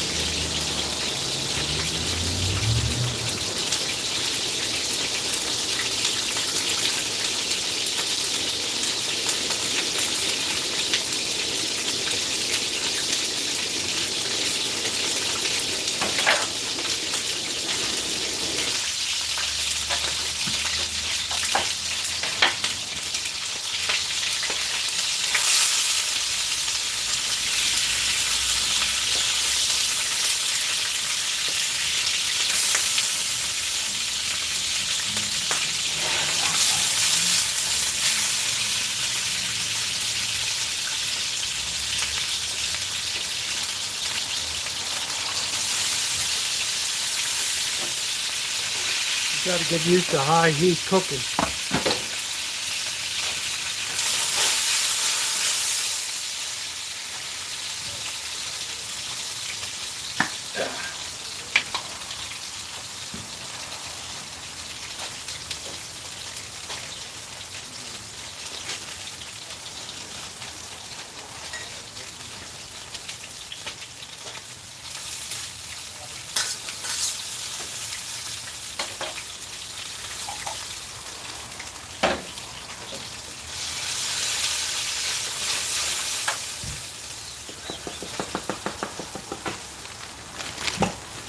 I only got 2 funky onions left.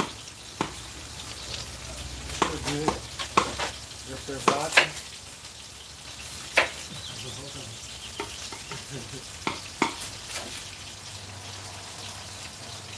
That one looks rotten.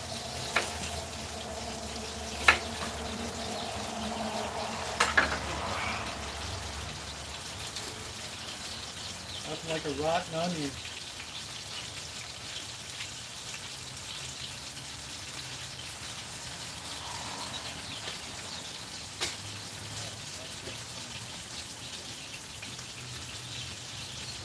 Funny, where I composted over there for the last year is all that tomato plant has gone crazy over there.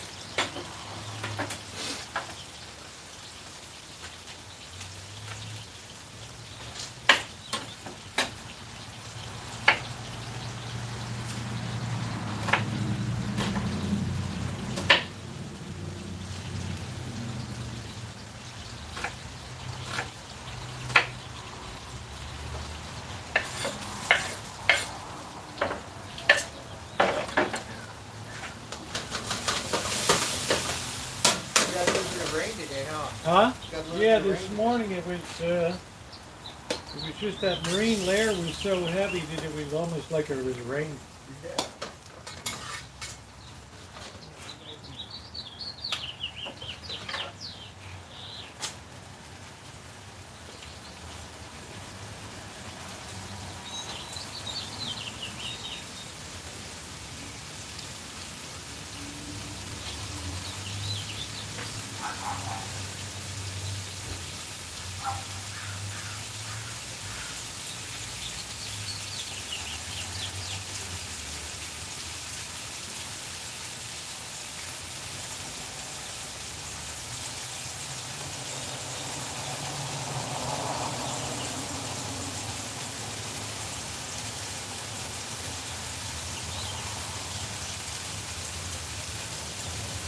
One of the last yards that I put up last year from straw.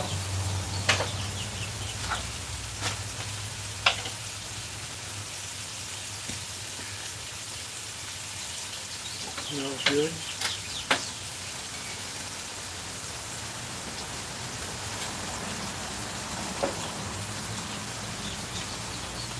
Perfecto. Our own Rancho.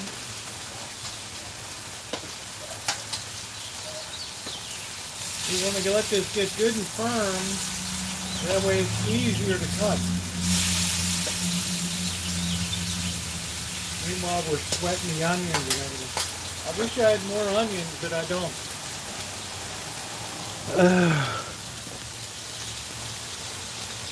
Yeah, it's good. Didn't get enough wang to it.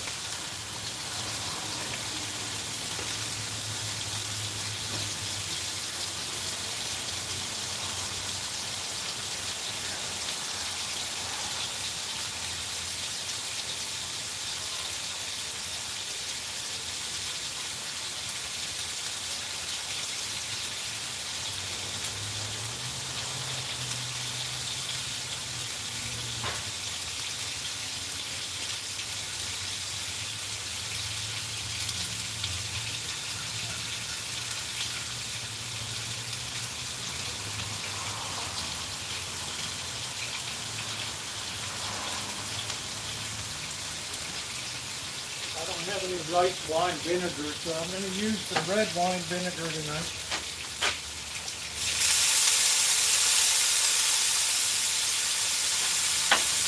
I'm going to put some black pepper on.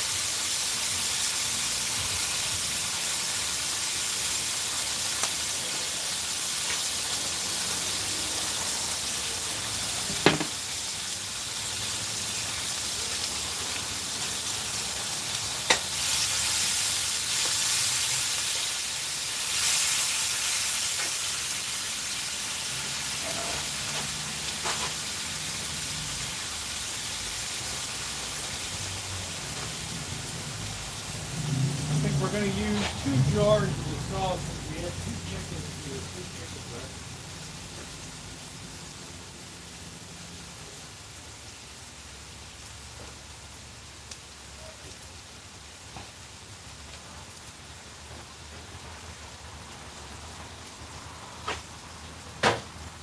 Canning was good last year. Perfect, just about run out of it.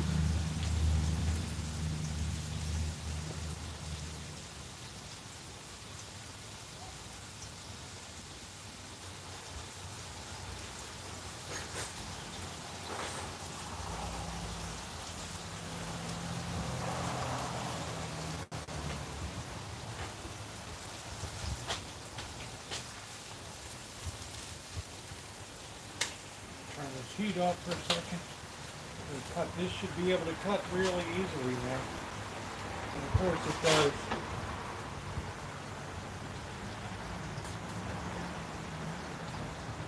We just let the knife do the work.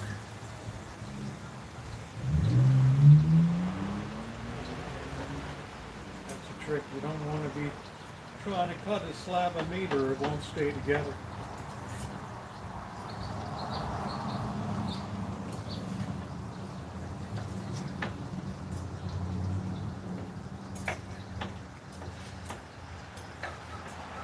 Getting little bite-sized chunks here.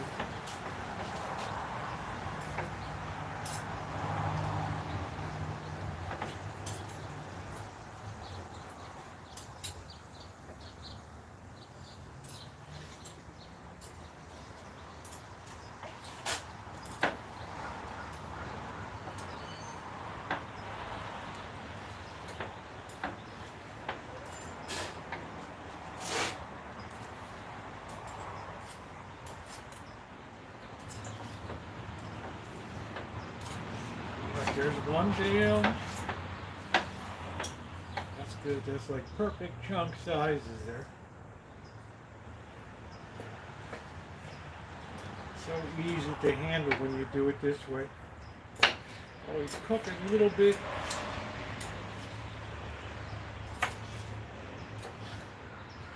Now the rest of it's going to cook rapidly once we cut it up.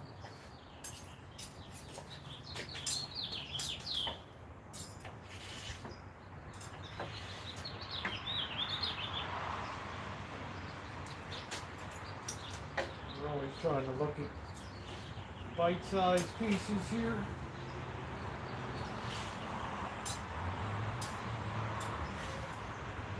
That's perfect. That's what we're looking for in there.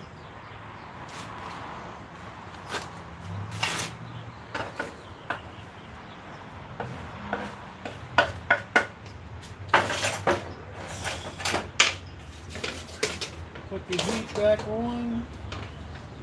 Add a little more olive oil for the show.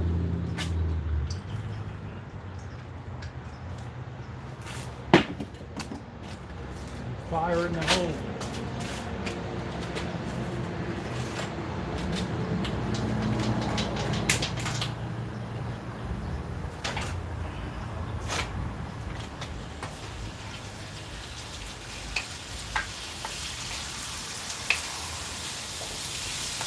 I want that to basically get really well cooked there. And if we had a whole piece, we would be forever waiting for that to get done.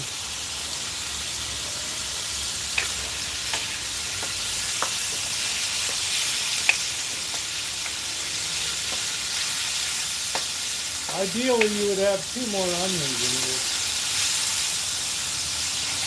One of our onions is rotten.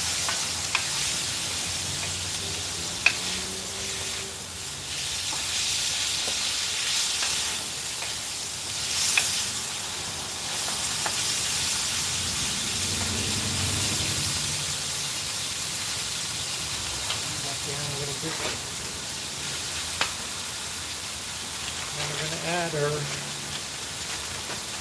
yeah, Chinese is all about speed. All about speed.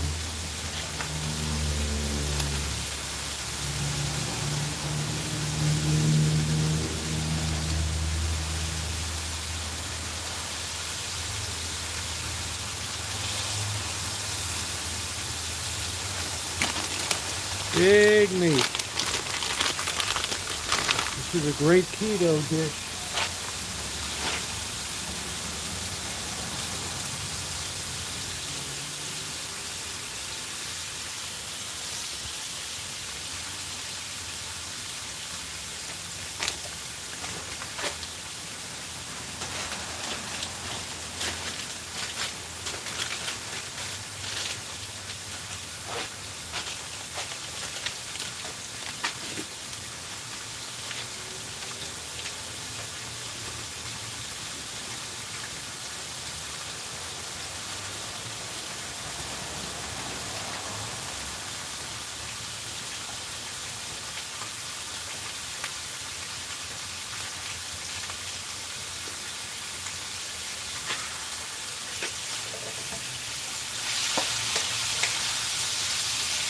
That chicken is just about done.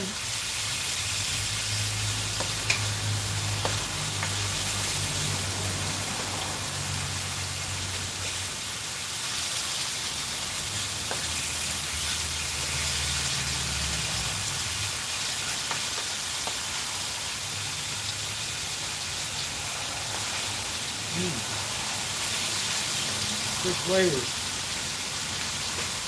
We need to do the sauce.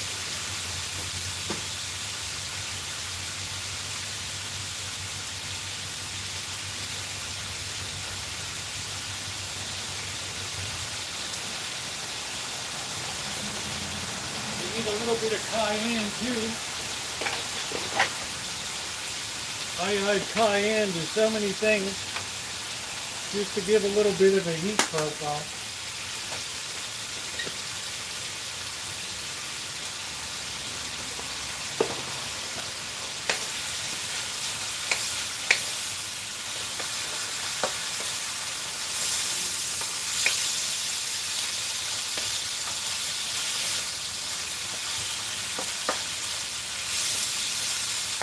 It's looking good.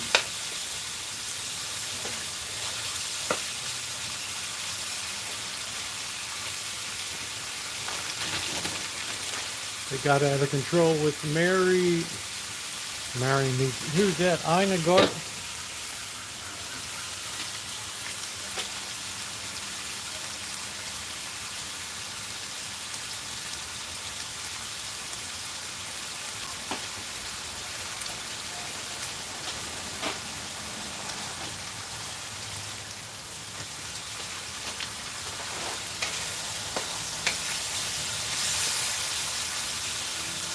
It's all coming together really well now.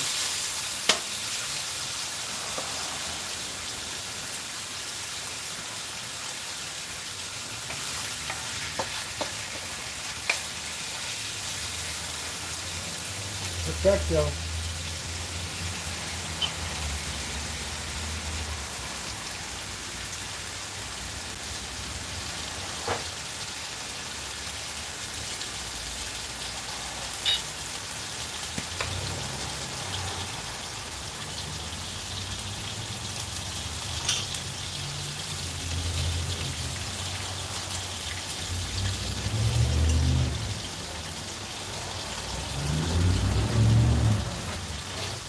Never reuse your tools.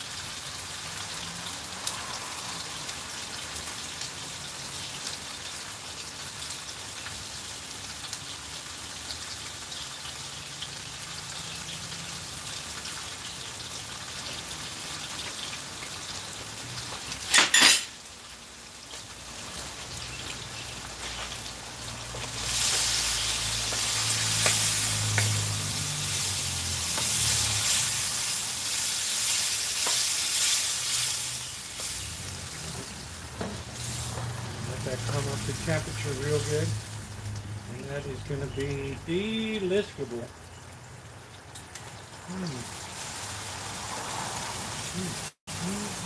Delicious. Really tastes good.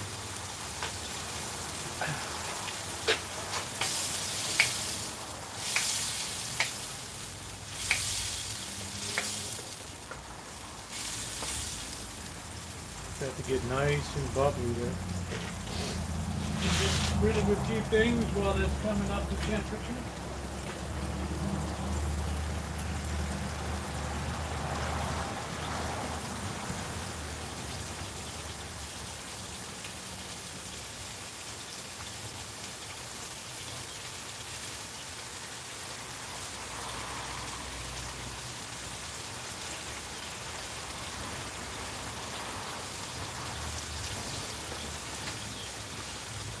The way we do it.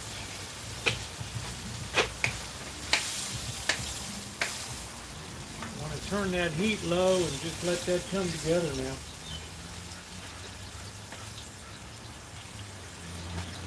You could add mushrooms if you want. That is absolutely delicious. Absolutely delicious. So we're going to let that go a little while.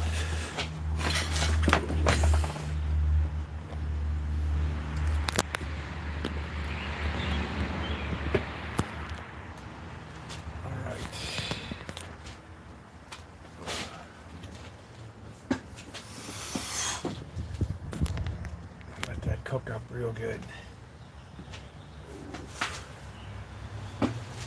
Yeah, I don't think cream of mushroom. There's got to be something like if I'm gonna make the tuna casserole, they always use cream of mushroom. Why don't they use clam chowder, right?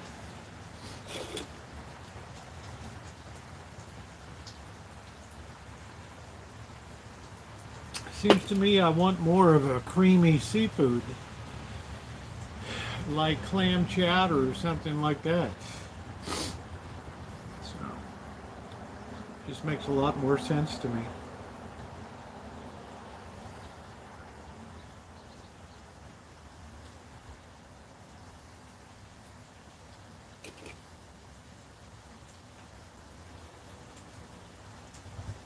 Oh, it's a great dish, MB. People look just lot of flavor.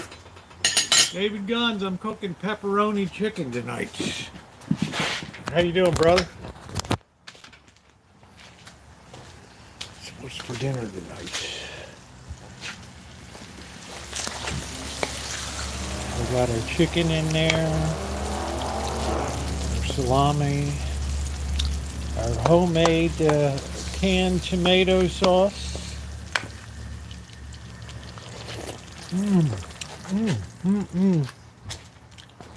Delicious. You can have that straight up. Oh, it's good. Or you can put it over a noodle. Or anything like that. But 10 more minutes I'll be serving that baby up. I'm just letting it simmer and all come together really well.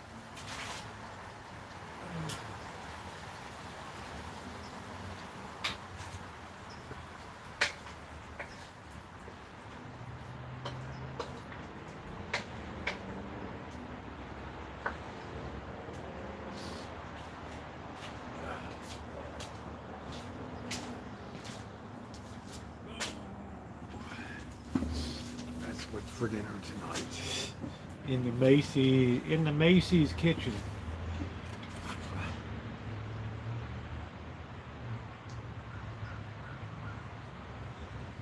Oh, I forgot to plug in here.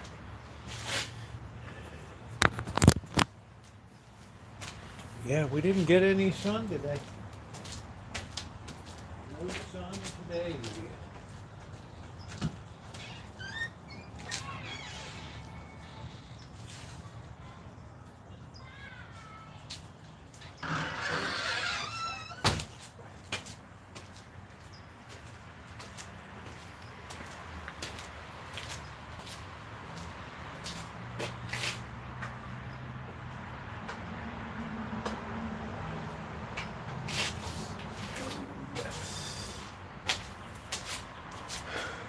I'll drink, but I've tasted beer.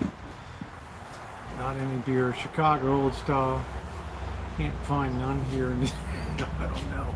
As long as they have, good night, Amanda. As long as they have the Bush Light, $7.99 a 12-pack, we're in business.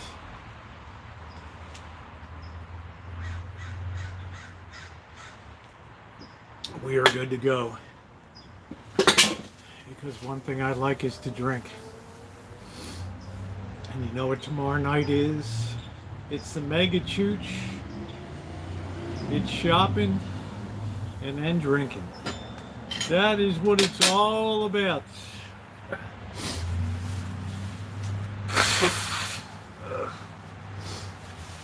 June, were you delivering food tonight?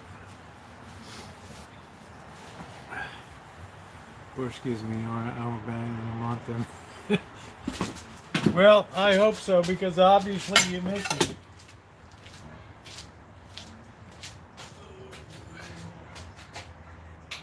Chicago's a great place to be.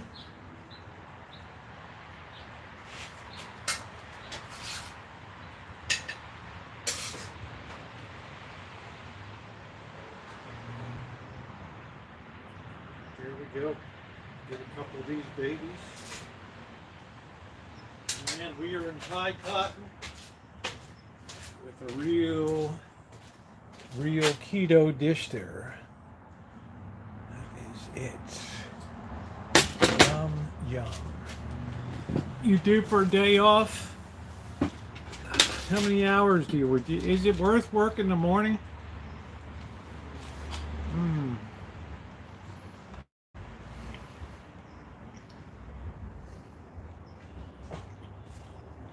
Does anybody do the breakfast trade?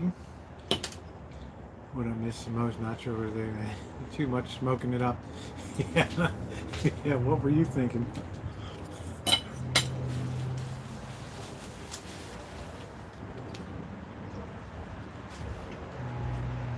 Mornings are no good, huh?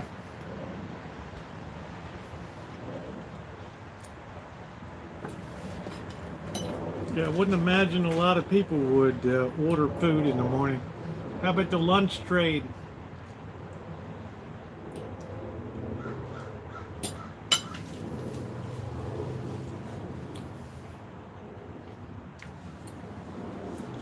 Chicken in a bag. Thank you, Taylor. Thank you, honey.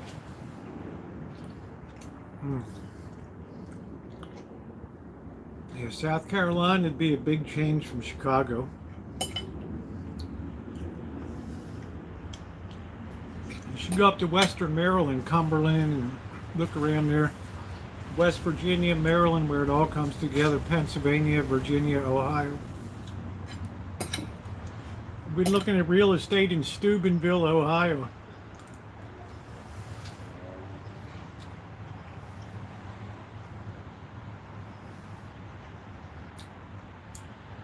Supper's the best time, yeah.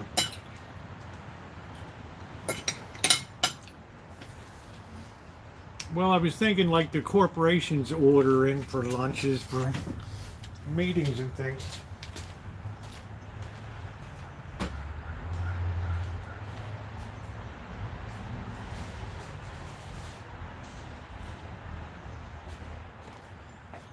I was thinking, you know, you pick up a $400 order or something.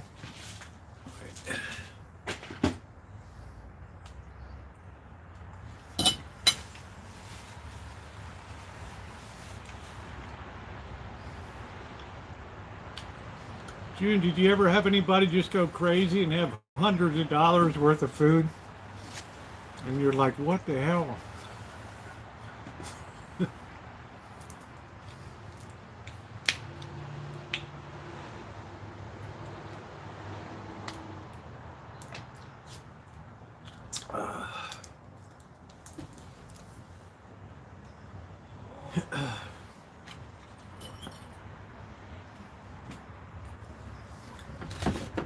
And what's the biggest tip you ever got?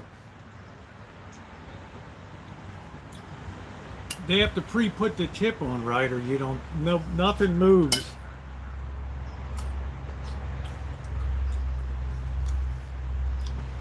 Bake the pie in a brown paper bag.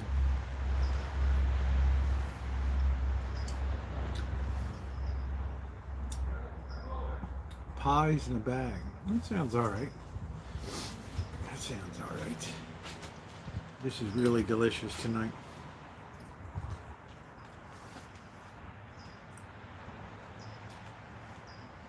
Bake the pie in a brown paper bag. It better be flame proof. June, you ever see people order a crazy amount of food?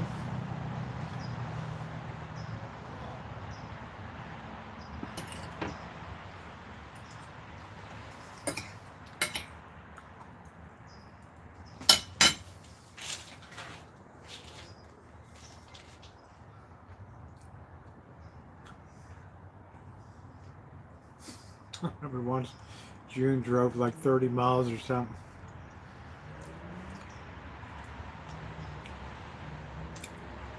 So that's the biggest you've had was $35. What do people mostly order, June? Is it Italian, Chinese?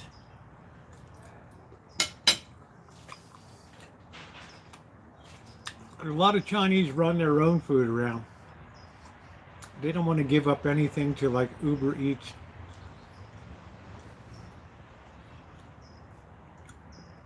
When you order lots of pizza. Ever anybody complain, this stuff is cold?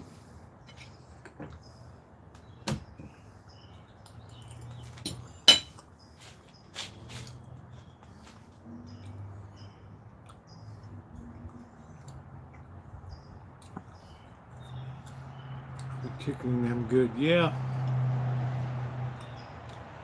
Chinese might be the top. Yeah, I was thinking Italian and Chinese. I don't know if you have sub shops and all that kind of stuff.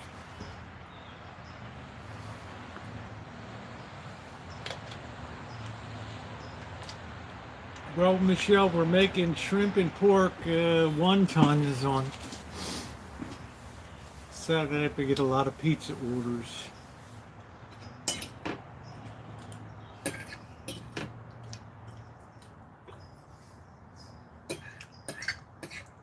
So there's not too much competition, huh, Jim?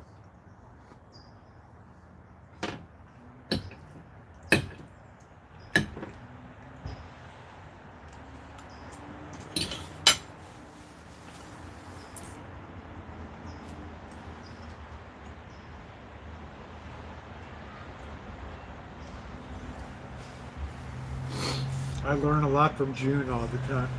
She's like, Rosie, get that van out and start doing up. Yeah, shrimp and pork wontons.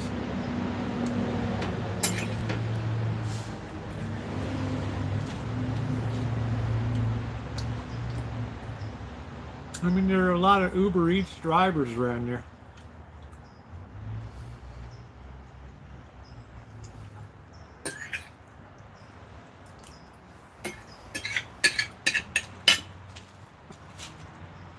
I have a napkin right here. Couple of Italian beefs. Yeah, it's a chicken. Chicken cacciatore doesn't have salami in it or pepperoni. That's the greatest thing I owe David Guns is Bert's Place Pizza out in Morton Grove. Unbelievable.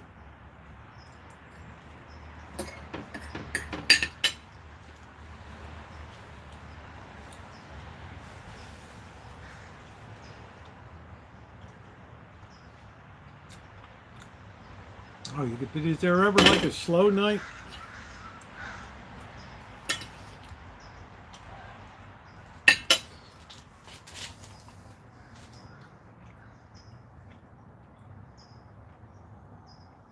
So you don't really know who else is doing it. It's not like you guys meet in the Uber Eats hall and have coffee before you go out.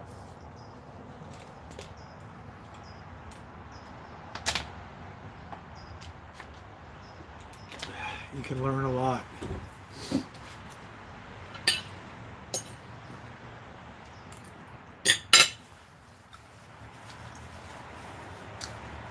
Yeah, but you can get your own orders, right? But then you can say no because if you're a new person, aren't they sliding the worst orders to you?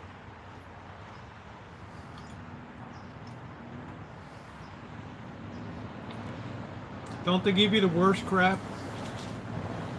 First place in that, I will have some for you. Man, that stuff's so good.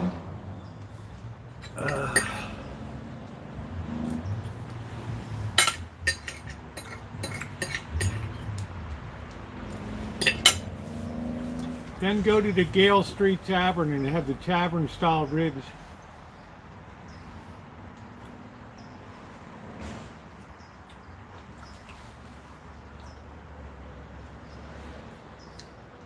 So there's no seniority or anything.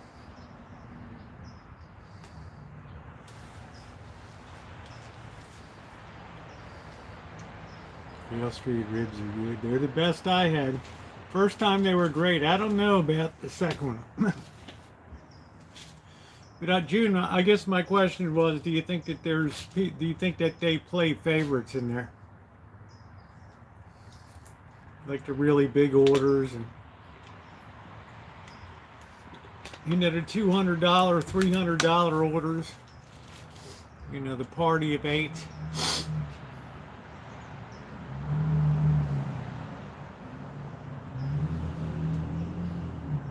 Barbecue ribs for Mother's Day. That's nice.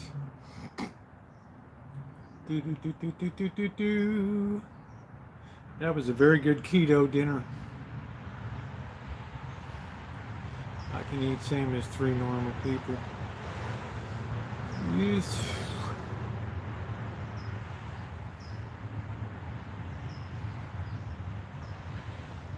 No seniority. Well, that's good.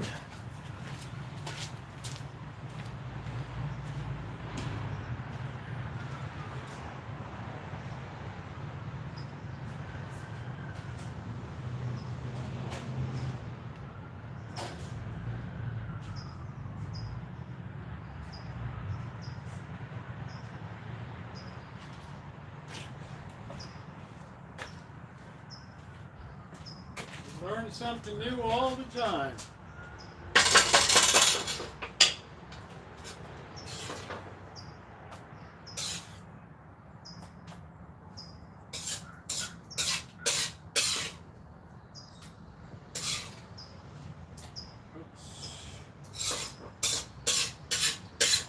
I like to use a wok to cook. So efficient.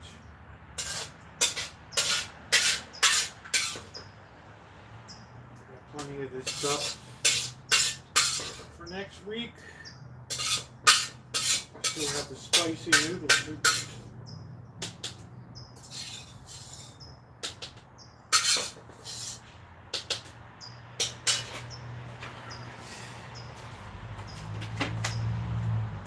Got the wrong lid.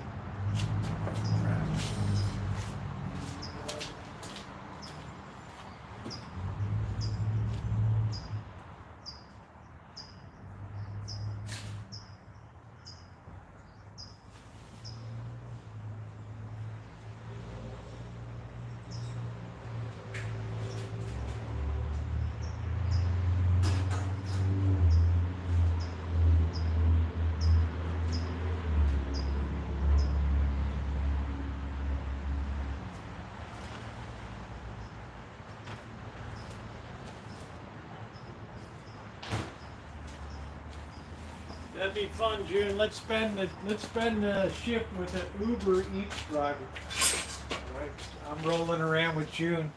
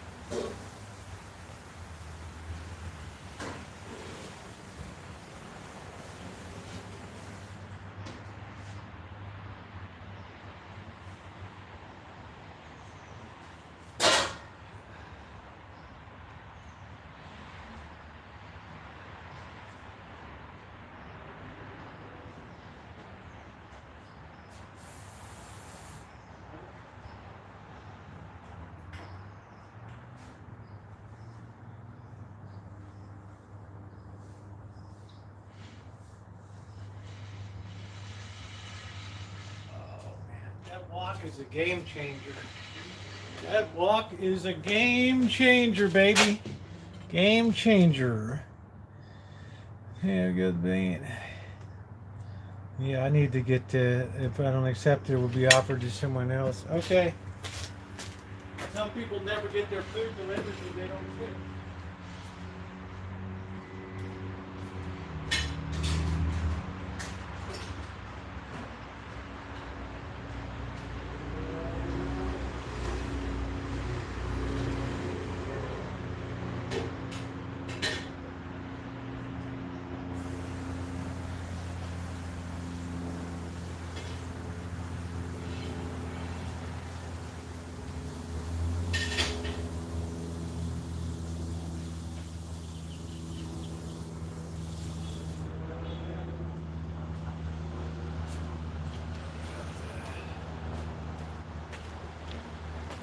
Right, like sometimes June, the customer will be like, "Where's my food?" Well, you put a $2 tip on and nobody wanted to bring it out to you. Well, it's all paid for. Shouldn't somebody bring it out to me? I don't know. Next time you might want to tip more, but the good news is your food is ready for pickup at the restaurant. I'm gonna kill you when I get. I'm gonna kill you. I'm gonna tear you in pieces when I get down there. You better not be in that restaurant.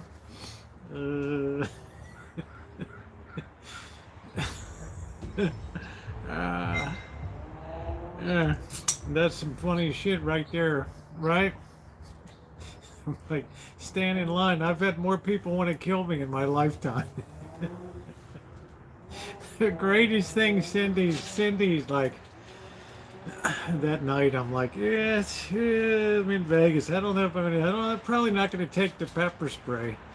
And I remember Cindy in the side chat, it was like the first 15 or 20 minutes, and she goes,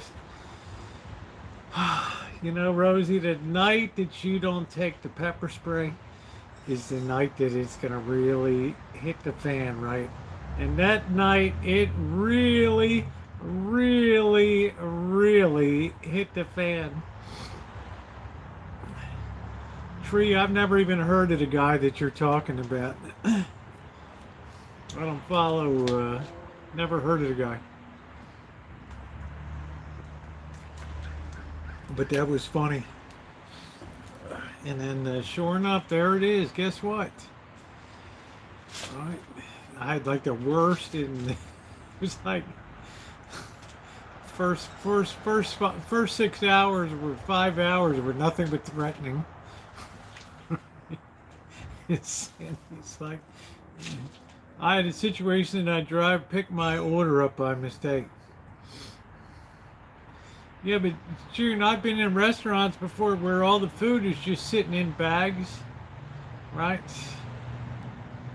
Right? All the food is just sitting in bags and people aren't, yeah, I know he did. I never heard of the other person. It means nothing to me. He didn't stay on the Rancho. He stayed on for several days. I don't know who this, get rid of this person. He's just trying to pimp for somebody else's channel I never even heard of before. That was funny.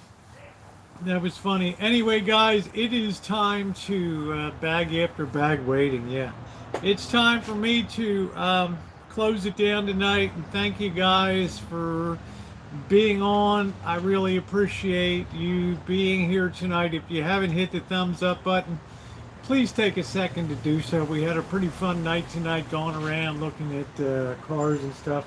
But brother, it was cold outside tonight, so please tap that like button. To my moderators, thank you very much for everything. And good night, everybody. Good night, Quirky. And I will see you guys tomorrow. So take care.